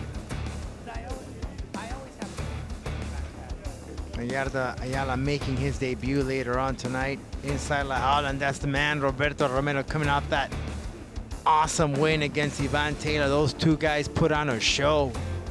You can see it on demand right here on Paramount Plus. Yeah, all those shows from last year too, Max. They got some great stuff out there. Next week, big time main event, world title bout coming your way. El Charro. Entrenando, trabajando y listo para pelear. Sí, mi nombre es David Martínez y soy de Ecatepec, Estado de México. Pero atención porque Osuna. Yo vine a esta empresa a pelear, estoy hecho para esto, vivo para esto, mi equipo y yo trabajamos durísimo para esto. Tener el cinturón para mí es algo muy importante, es algo que desde el primer momento yo he disfrutado y que sigo disfrutando actualmente, entonces es algo por lo que voy a defender y voy a luchar hasta el final. Pelear contra David Martínez, para mí más que representar el campeonato, más que representar todo lo que va a pasar detrás de esa pelea, es un logro personal. Sí, próximamente voy a estar defendiendo mi cinturón contra Axel Osuna. Ya he visto un poco sobre él, es un compatriota mexicano, es de Guadalajara y pues ha luchado por sus objetivos y solo que va a estar buena la guerra, va a estar muy fuerte y que no se la pierdan. Somos dos mexicanos, los mexicanos peleamos y peleamos duro. Ahora hay que preocuparse por mi lucha, hay que preocuparse por mi ground and pound y hay que preocuparse también por mi pateo. Y bueno, ahorita estamos viendo el mensaje yo creo que sería que va a haber una guerra arriba del ring, vamos a dar un buen espectáculo para la gente y pues que va a ganar el mejor. Trabajamos todos los días, todo el día, vivimos en el gimnasio todo el día. No es suerte, es éxito.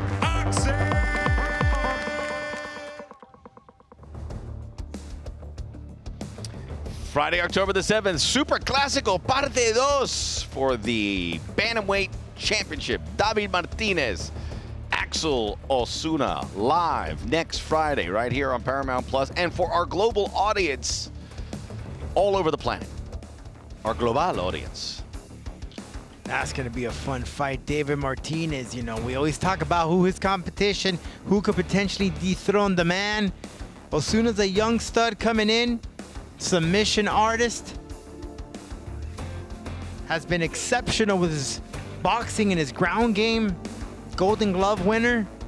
Could be a strong test against Martinez. That's going to be should be a fun one. Exciting for sure. Two fighters that know how to entertain. Two aggressive fighters, you tremendous know, right from the athletes. start, yeah. We're getting ready for our next fight. And there is Luis Rey Gallegos representing Monterrey. He will face the Chileno. Can Chile go 2 for 2 tonight? We'll find out next. Gallegos, Vergara. Next up, Combate Global.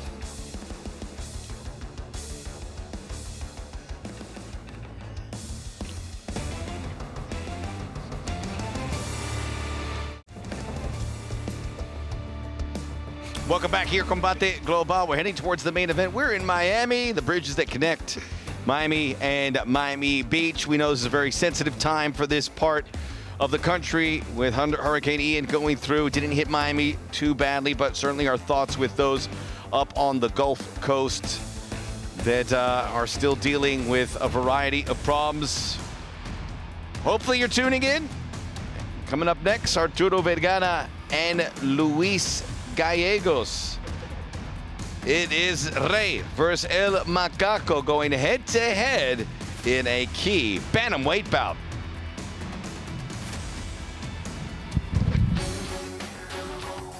Me gusta ser una persona íntegra, me gusta respetar mucho a mis oponentes, sea lo que voy bien decidido y creo que eso es lo que me ha llevado a donde estoy. Mi nombre es Luis Rey Gallegos, tengo 36 años de edad.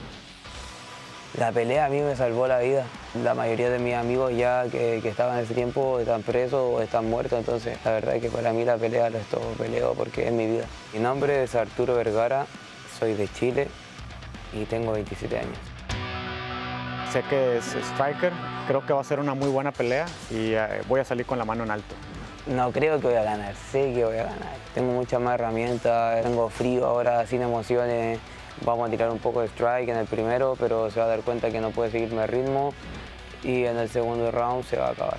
Espero que se haya preparado muy bien porque yo vengo en mi mejor momento. Luis Gallego, tienes que estar listo porque lo que se te viene es una pesadilla.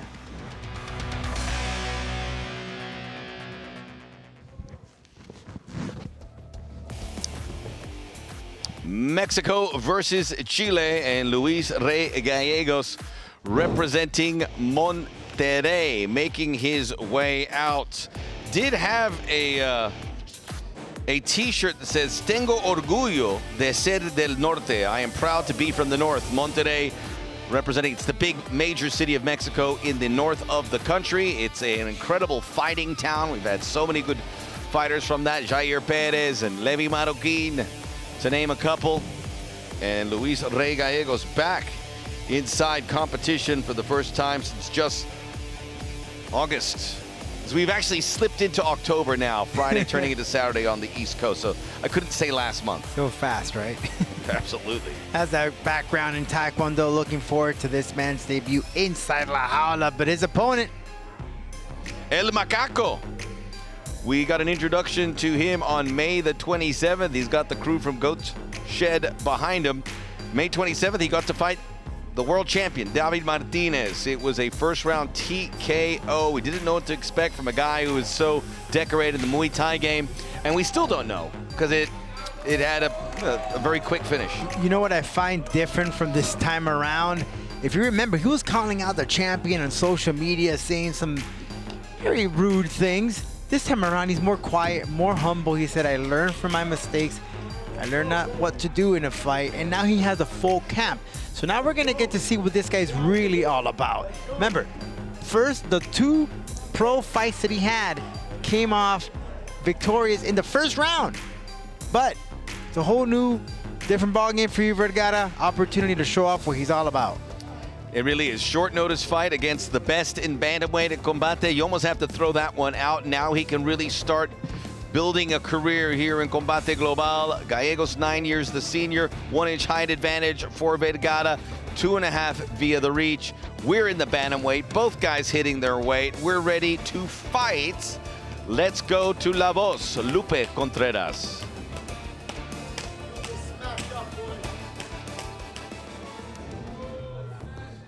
Continuamos con mucha más acción. Este es el duelo semiestelar de esta noche. 3 vueltas, división peso gallo. We continue with much more action. This is our co-featured bout of the evening. 3 rounds in the bantamweight division. Los jueces son, the judges are Ricardo Celis, Vicente Rodríguez y Eliseo Rodríguez. Presentando en la esquina azul, vestido de verde con blanco, presenting the blue corner, wearing green with white.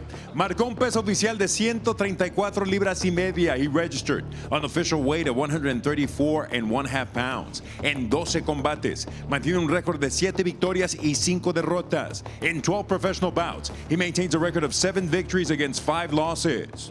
Puro Monterrey, Nuevo León, México. Luis Rey Gallegos. Su contrario en la esquina roja, vestido de blanco, his opponent in the red corner, wearing white. Su peso oficial, 135 libras y media, his official weight, 135.5 pounds. Con un récord combinado de 5 victorias y 2 derrotas. He has a combined combat sports record of 5 victories against 2 losses. Los Andes, Chile, presente. Arturo Macaco Vergara. El referee de Panamá, Marcos Pérez. Marcos Pérez, the third inside the Jaula. The always ubiquitous Asim Zaidi behind Vergara, who keeps an eye on everyone there in Goat Shed. Has a lot of good fighters here. More success than not, there's no doubt about it. And that's why a guy like Vergara went there. Roy Echevarria also joining him, part of the camp of Goat Shed Academy. This is a good opportunity for Gallegos. He loves to do the stand-up game, but what sets these two apart is that background that Vergara has, that kickboxing where he just tore people apart. Look for those kicks. Look for that quick hand movement. He said in the interview, I don't think Gallegos could keep up with me. Big kick to start it for Vergara before the fight against David Martinez. Arturo Vergara had this incredible flying knee finish. Check it out, 9 seconds against Cody Sheave. It's a good start for Vergara as he is lurking, taking up the entire Jaula in pursuit of Gallegos. Yeah, he's just stalking his prey now. On the contrary, Gallegos is coming off a victory by way of submission. Be curious to see if he dabbles to the ground. More of a defensive fighter. He hits Vergara on top of the head. It's that, and Gallegos knows. He knows the power that Vergara has. That's why you see he's backpedaling. He's not taking to try to take this fight to the center of La Jaula. It's like he's just going backwards. Vergara feels it, man. He knows he has something here. He's Gallegos just setting it up. Running out of room to stance, really. Now we're in the center of La Jaula. And Gallegos fighting for his family. Says, my mom would take me to train. She watched me train, then we went home. MMA has given me discipline. I'm a different person as a result. Good combination, although largely blocked by Vergara. Gallegos still not afraid to interchange up with not much doing. Great protection from Vergara. Keeping that guard down, those elbows right next close to his rib area. A decent volume of punching and decent power behind it for Gallegos. Sure.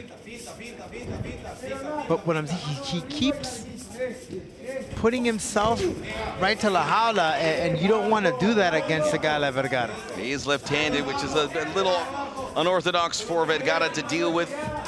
Oh, look at that. Good kick in, also left-handed. Vergara switches it up.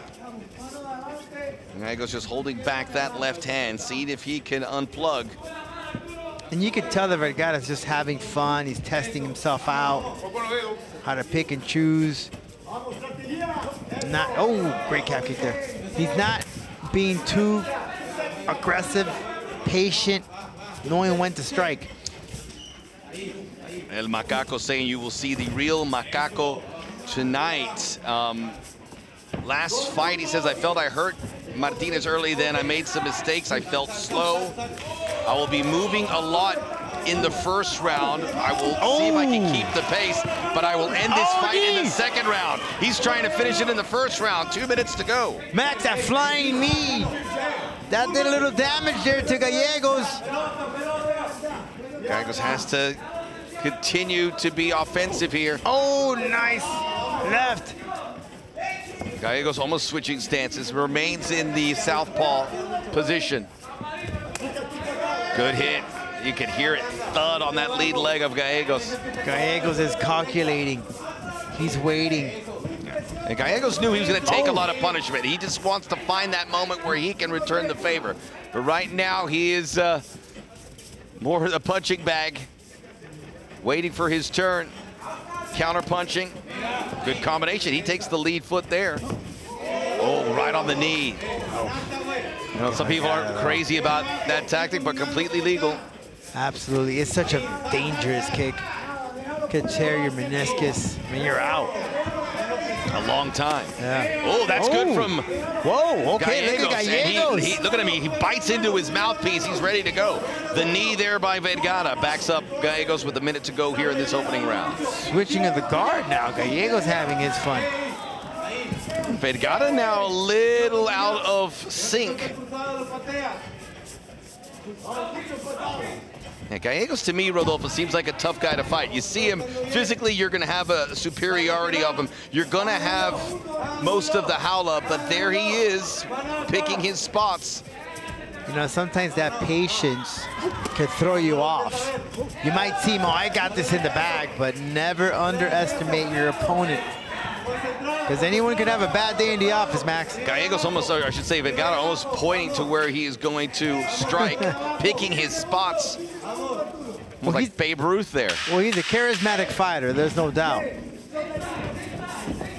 Final seconds, which should be an interesting scorecard. Flying knee, Vergara. He's waiting for that.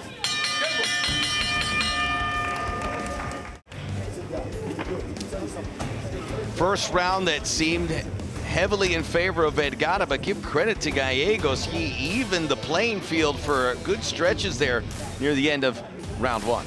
Yeah, great combination from Vergara. He tried to land in that flying knee a couple of times to finish the fight real quickly. But Gallegos, impressive. He stood in there in that fight. Vergara said he can't keep up with him, but he surely did. Look, there's that knee.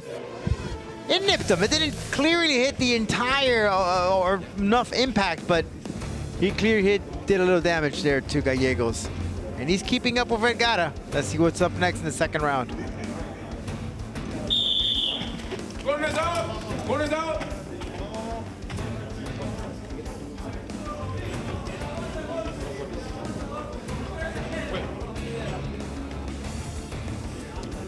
Back here for round two. Can Arturo Vergara take away from what he did in the first round and finish in the second round as he predicted? He said that. I will get the strikes in. We'll see if he can keep pace, but it will end in the second round. Let's see if that prediction stays true. And you hear that corner? Vergara's corner? Assisi told him, you don't need to rush. And sometimes when you want that knockout, when you want to finish the fight so quickly, it doesn't go your way. So he's right. You have to be patient. Don't always set yourself for that highlight reel. Another key kick on that knee there by Vergara. Gallegos has to be leery of that. Back and forth, Vergara gets the judge's call on all three. Gallegos, very aggressive start to round two. He's doing all of the striking. What he's doing is he's working that body, and I was going to point that out. See, there's some little reddish on the torso area of Vergara and the stomach area because Gallegos is working the body. Gallegos is pressuring Vergara, Max. He's pressuring him. counter punter. Now it seems like the tides have changed here, but Gallegos is getting the upper hand. Vergara in trouble. Now he's getting the upper hand in this round. Good combination. It's all connecting here for Gallegos. He's hit a vein here. Has to be very happy, and he says, I'm connecting, I'm going to keep going. He's working the body. That has made the difference here in this fight so far for Gallegos.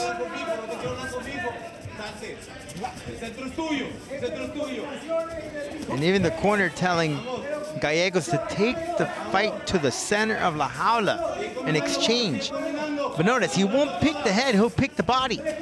See, there it is, more body work. We haven't seen the advertised explosive Arturo Vergara. It's just not been a great matchup for him. Yeah, Gallegos is slowing him down. Because he's so quick, and one way to stop an aggressive and quick fighter is working on the body.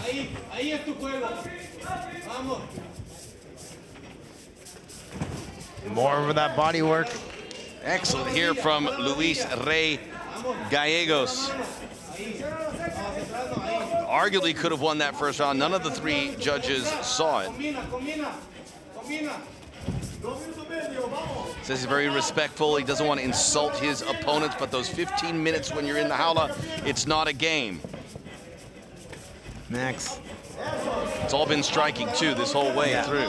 Vergara has less than 2.5 minutes to see if his prediction comes through. But the way it's looking, Gallegos wouldn't allow that to happen. Great exchange. Great countering from Gallegos. Different Vergara this time around compared to the first round, Max. Yeah, Vergara very timid here. Catches like, oh! But just as we say that, he puts Gallegos down. Well, let's see. Gallegos does have that submission game. Let's see if that comes into play right now. It's been all striking up to this point. All right, back to the feet. And is he I believe Gallegos is bleeding. Vergara, who is now with Goat Shed, said it has been a dream to be affiliated with that gym. 90 seconds to go. Oh, another kick, although kind of hit the back of the knee, not too flush. Gallegos happy to stay in that phone booth with him. Good kick, caught by Vergara though. Gallegos pretty close to getting enough done in this second round. Yeah. Oh, that one hurt. Oh, that's a calf kick. Now Vergara looking to take advantage. Vergara found something here where Gallegos can defend, and that's that calf kick. It's a really offensive round. Now that's that knee. Hasn't had a clean look at it yet, but he keeps trying. Gallegos knows that Vergara's looking for that flying knee knockout. That's why he stays away.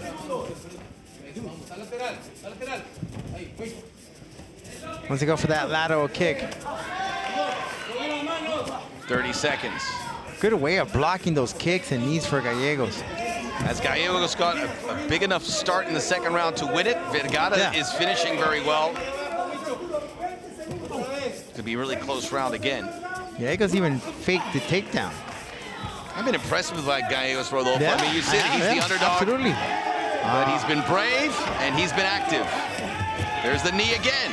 Whoa. We're gonna go to a third round. Little lip. Gallegos, for everything he's been through the grinder. He's limping. That lead leg taking a licking.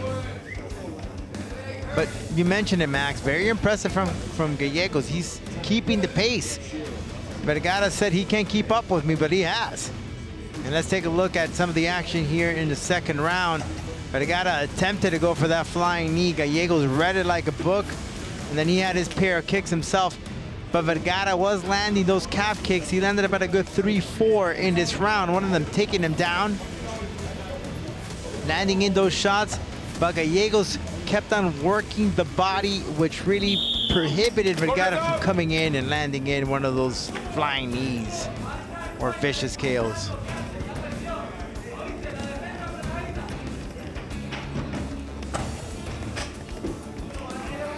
back here for round 3, and the developing story here is that that right leg of Gallegos has taken quite a beating, and he's struggling to put pressure on it. He's trying to keep it withdrawn right now from Vergara. We're going to find out who won that second round. It's going to be very telling. We might have a grandstand finish. Max Paretos and Rodolfo Roman bringing all the action live. Curious to see how the judges are going to score that round. Just waiting to see. Yeah. I mean, Gallegos had it, but the last 90 seconds, Vergara the better. Gallegos starting the third round well again. Good right hand. Man, Gallegos is a scrapper, man. Yeah. He's not afraid to throw down. Did you see the back of his right leg just there? Yes. Oh, look at it, man. Just working that body. If you get a chance, the back of the right leg of Gallegos, you will see why he's limping. It is, all the blood's come to the surface. Oh, yeah, that right hamstring, Max. Well, it's not going to be a fun night for these fighters. Lots of ice. A lot. That ice plunge is going to come in handy. Orlando kick there from Vergara. Vergara finished this. Didn't go through the second. Oh! Close. So Gallegos won 2 of the 3, which is still good. Right. He could still win this fight if he wins round 3. Oh, good clubbing hands into the body. It's that body work that's been working for Gallegos. It slows Vergara down.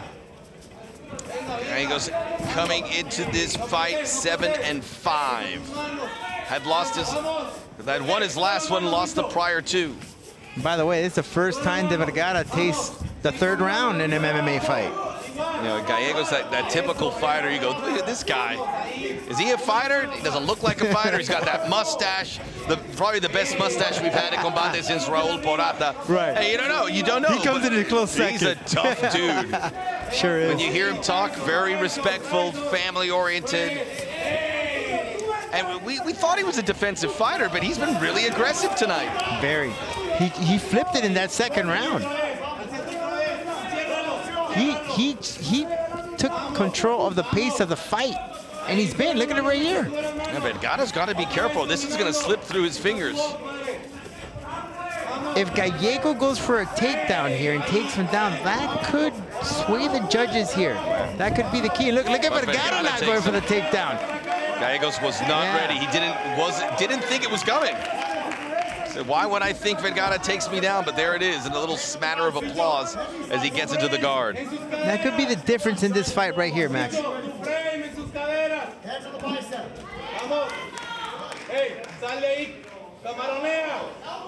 Gallegos now is going to push him off to take this fight to the feet.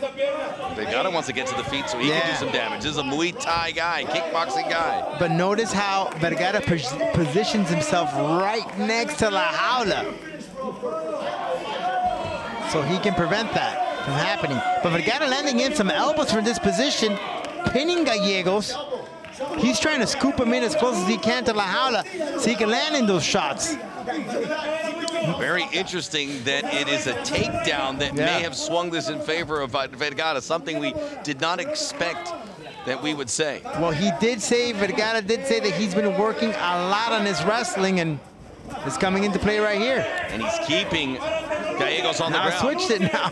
Gallegos has the upper hand. Now he goes for the getting out of that position. Feint there by Gallegos, center of the Jaula. This is a massive minute here. This minute right here is gonna be very interesting. These guys are gonna throw everything. Maybe someone's left open and it's still a finish in the works. Gallegos combination out of his reach. That one on the button. Vergara's getting out of dodge. Vergara's backtracking, Max. He's going backwards. Not stopping. He takes down that got flushed. Gallegos bites into his mouthpiece. Good right hand. Left hand. That knee's not doing anything. He's trying to go for the clinch work. Vergara has that dirty Muay Thai. boxing. Fantastic stuff here. Both these guys want it. This is MMA, folks. Mucho más acción. 15 seconds. Vergara responds. Big knee. Gallegos got rocked a little bit. They're going to throw, Max, right here. They're going to go wild. Takedown flushed. Fantastic stuff. Arturo Vergara, Luis Oh, Gallegos. man, good stuff. It is going to be tight like a tiger, this decision. The body language much better from Vergara, but it doesn't mean he won this fight. He thinks he does. But we gotta get the official decision from Lupe Contreras when we return.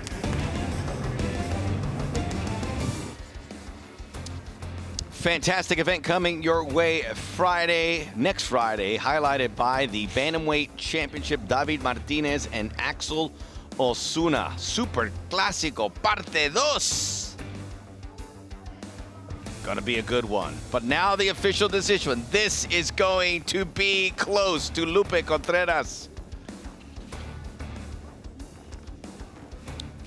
El juez Eliseo Rodríguez anotó 30-27 a favor de Vergara. Judge Eliseo Rodríguez scores at 30-27 in favor of Vergara. El juez Celis 29-28 a favor de Gallegos. Judge Celis scores at 29-28 in favor of Gallegos. Y el juez Vicente Rodríguez anotó 29-28. Judge Vicente Rodríguez scores at 29-28 in favor of the winner by way of split decision. A favor del ganador por decisión dividida de Chile, el macaco Arturo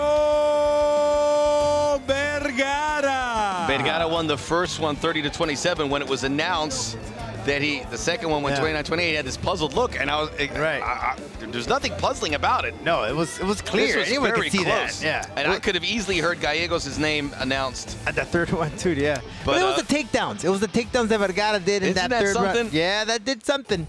That did something because he fully. I know we always have this combo, but he fell through. Here we go again. He fell through. He did something. He did something with it. That's a huge win for Macaco. Hopefully we see more of Gallegos. Our main event, Roberto Romero's next. Danielle Ayala.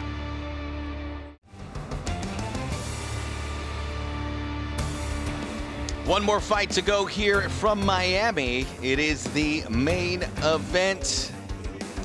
Kickoffing a weekend in Miami. And eyes turn to Combate Global. What a place to be to start your weekend. For our viewers on Paramount Plus and watching throughout the main event, Roberto Romero El Charro Negro at 5-2 with one no contest, but we expect big things moving forward. His opponent, Danielle Ayala, the man that called Pitbull, with a huge opportunity in front of him.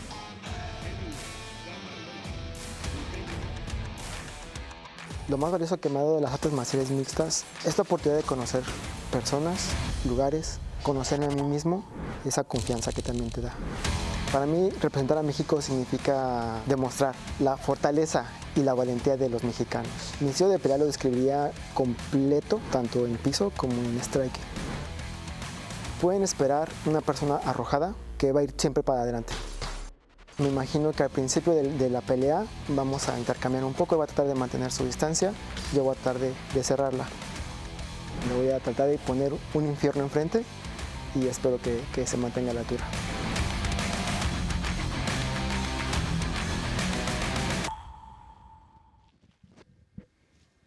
Romero.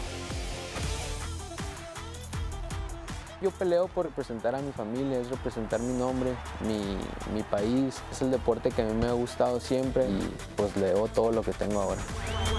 Me gusta presionar, me gusta ir atacando con volumen de golpes, combinaciones y hacer que el rival pues cada vez vaya bajando. Mi oponente de esta noche es un rival que es aguerrido, es mexicano también, entonces estoy seguro que va a venir a dar todo el corazón. Pues estamos preparados para ello, para lo que él pueda ofrecer ahí arriba y cómo se pueda llevar la pelea. Daniel, espera la mejor versión del Charro Negro, espero que estés listo, vamos a darlo todo ahí arriba.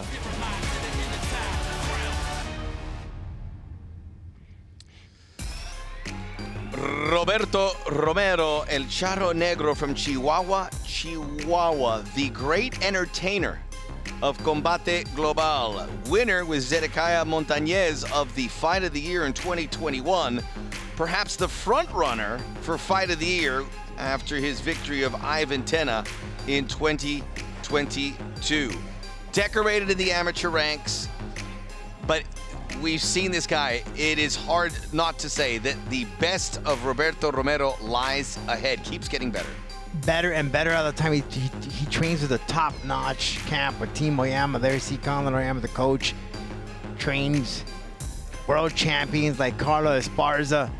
But the last time we saw Romero, and look, he had a phenomenal fight against Zedekiah Montez. It was the fight of the year of 2021. And then this year, he's just been wrecking it. But that Tena fight, man, his boxing, his head movement was on point. The body shots. I can go on and on. Which, you know, styles makes fights.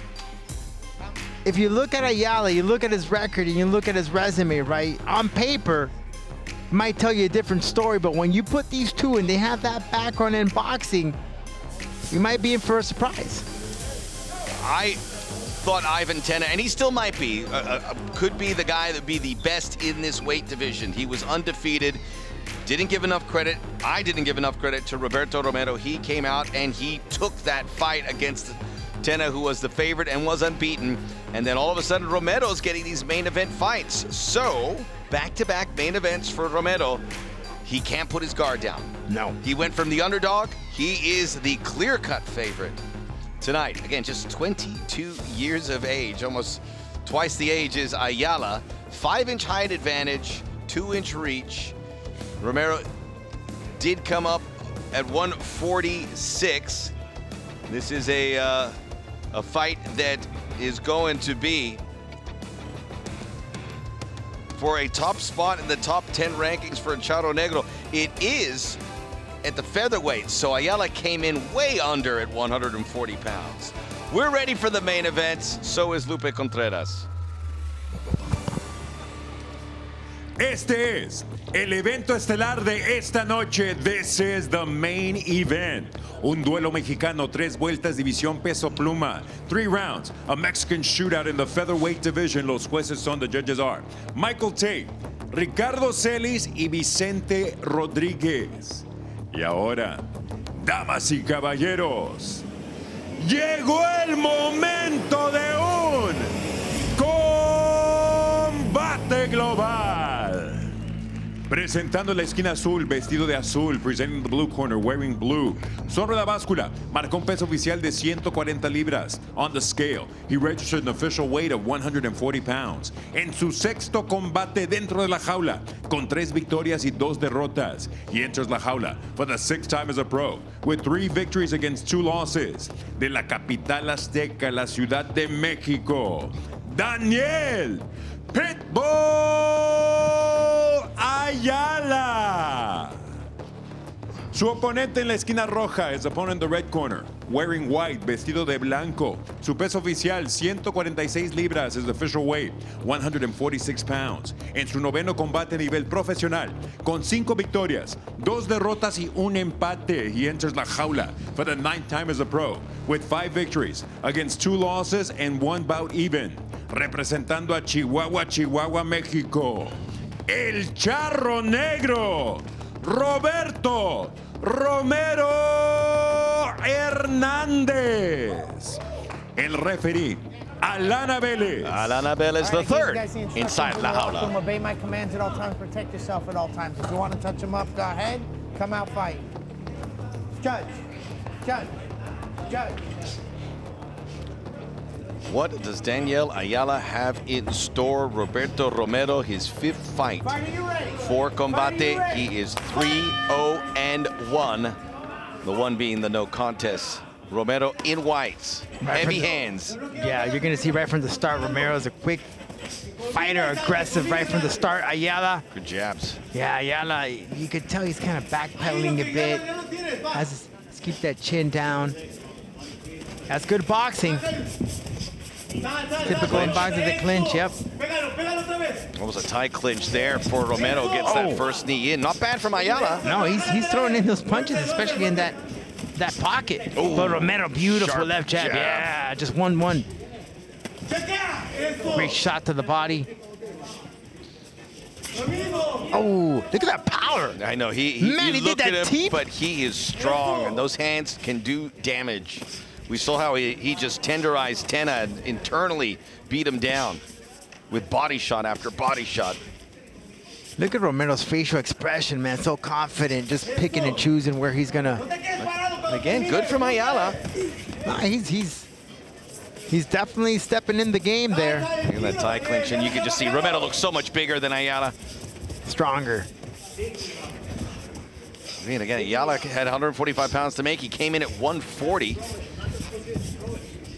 Staying in that tight clinch from Romero. He's up to something. And Romero has that clinch really tight. Oh, he does. That's perfect. How do you get out of this? You got to have a strong neck to push it off, or you could. Don't grab his shorts. It reminds me of Rich Franklin Anderson Silva. Silva had him in there, and then just Franklin says, I am stuck and I'm getting beat up. We're not there yet. No. But now some blood or some redness around the head. Ayala. Romero's just got him locked in. There we go. Nice. Yeah, broke that grip. That good 1-2 combination. Yeah, he admires some of those punches. He throws it and kind of watches it go in. But Ayala, you can tell that boxing background. See how he's more patient. Oh, he got clocked there with that right.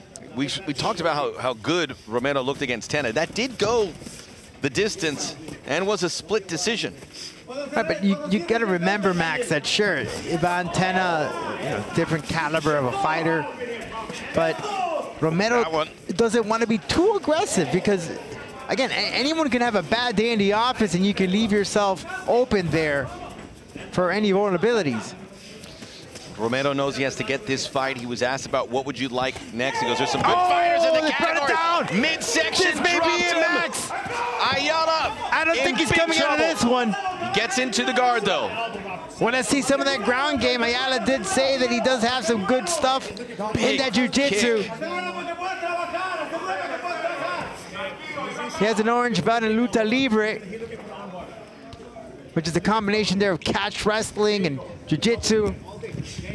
Again, Ayala doing pretty well here to survive. Looked like it would curtains. Now he's getting in, digging deep, softening up Ayala. All of these punches are making it through. And there's a warning from Alan. Look at that cut. Look at Ayala. Ayala is bleeding. This is really from the forehead. Romero, Romero feels like he's in second gear, and he is winning this fight. He's gonna lay just shots right here. Ground and pound elbows. Wait for it.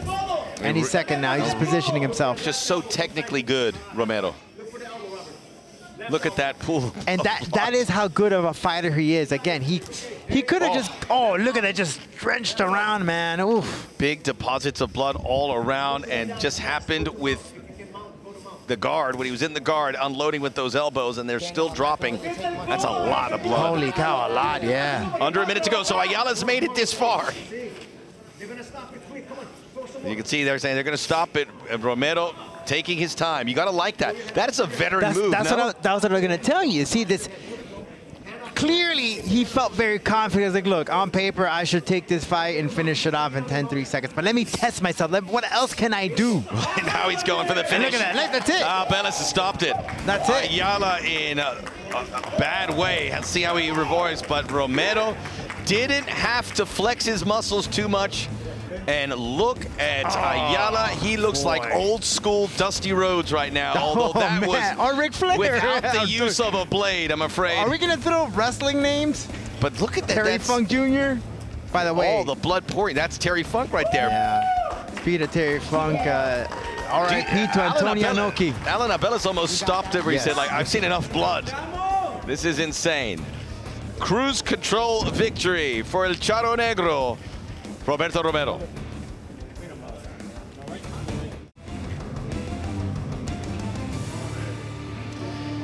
Take away the no contest, and that is now 4 straight wins for Roberto Romero here in the featherweight division. He's already picking out some guys in that top 10. We'll see who he gets next. First things first, let's go to Lupe Contreras. El referee Ayala Vélez detiene el combate con un tiempo oficial de 4 minutos 28 segundos del primer episodio. Referee Ayala Vélez stops the contest with an official time of 4 minutes 28 seconds of round number 1. Your winner, by way of technical knockout, el ganador por knockout técnico, el Charro Negro, Roberto Romero Hernández. Much respect. He's a delightful young man. Very respectful to opponents, to the sport. And now another victory. But he said, he goes, in my category, he mentioned Martín Bravo, he mentioned Jaime Reyes, Froggy Aquí Estrada. con Roberto, el ganador de la Hello, noche, this la is pelea Roberto, estelar. tonight's winner. Fue un primer round It explosivo, was maravilloso. an explosive first round. Sí, así es, pues. I am muy emocionado de I'm emotional haberme llevado la victoria una vez más. to take another victory Esta plataforma que para mí, pues, in siempre this ha sido un sueño platform. pelear aquí. Y la verdad, Love to pues, fight muy here. contento por el resultado. A veces las cosas se dan de esa manera. Things just go this way. Respeto mucho a mi rival. I respect my opponent Hizo su trabajo. and his work, Muy duro como mis otros oponentes, así like que my other no me opponents, queda nada más que agradecer. but I'm very grateful. Y en los primeros minutos se tiraba los golpes y te llegó a conectar con In the certeza, first con few contundencia. minutes, you Vamos a were ver just algunas partes landing de the tu shots. pelea. ¿En algún momento sentiste que tenías que cambiar algo de lo que venías haciendo cuando recibiste ese castigo? At one point, did you Sí, think la that you had to verdad es que, change? pues, durante la pelea, pues, Yeah, tuve que during the hacer fight, algunos ajustes. I had to make some adjustments. La verdad es de que algunas de las combinaciones, Some of the algunas combos que él lanzó son cosas que no esperábamos. I didn't expect, Pero but afortunadamente el fortunately, trabajo duro fue lo que sacó el trabajo. I- Y pues estoy muy it agradecido worked con mi out, and equipo por ello. I'm very grateful. Bueno, felicidades tras esa victoria. Congratulations una victoria of that sangrienta, como victory. lo podemos ver acá. Great victory, en as la we can lona see. de Combate Global, y vamos con las estadísticas, And Carlos. let's take a look at the stats. Boy, it was that elbow, Max, that just opened him up. Ooh, look at it right here. Oh, just bleeding. And it's just every time he'll land, it's just Mercy it's like from a Ayala Vélez. Hollywood movie, man. You saw every time those elbows will come in, more blood will just gush out. Oh. I don't like those movies. It's like Kill But Bill with a sword. Quentin Tarantino can't come with special effects that good. That was the real deal. Unfortunately for Danielle Ayala, just a precise, efficient effort from Roberto Romero. And this is the kind of guy that we talk about at Combate Global. We are watching him grow into being an MMA star. You could see him putting the work in to where he is a finished product. He's not there yet. And we'll find out a little bit more. And there's some guys in this division we would just love to see. And a big fight's coming his way. The Tena fight was big, but a big fight will certainly be coming his way, maybe at the end of 2022, perhaps more likely the beginning of 2023. Nah, I'm sure he could go out 2022. He barely broke a sweat in this fight, so I'm sure we'll probably see him sooner rather than later.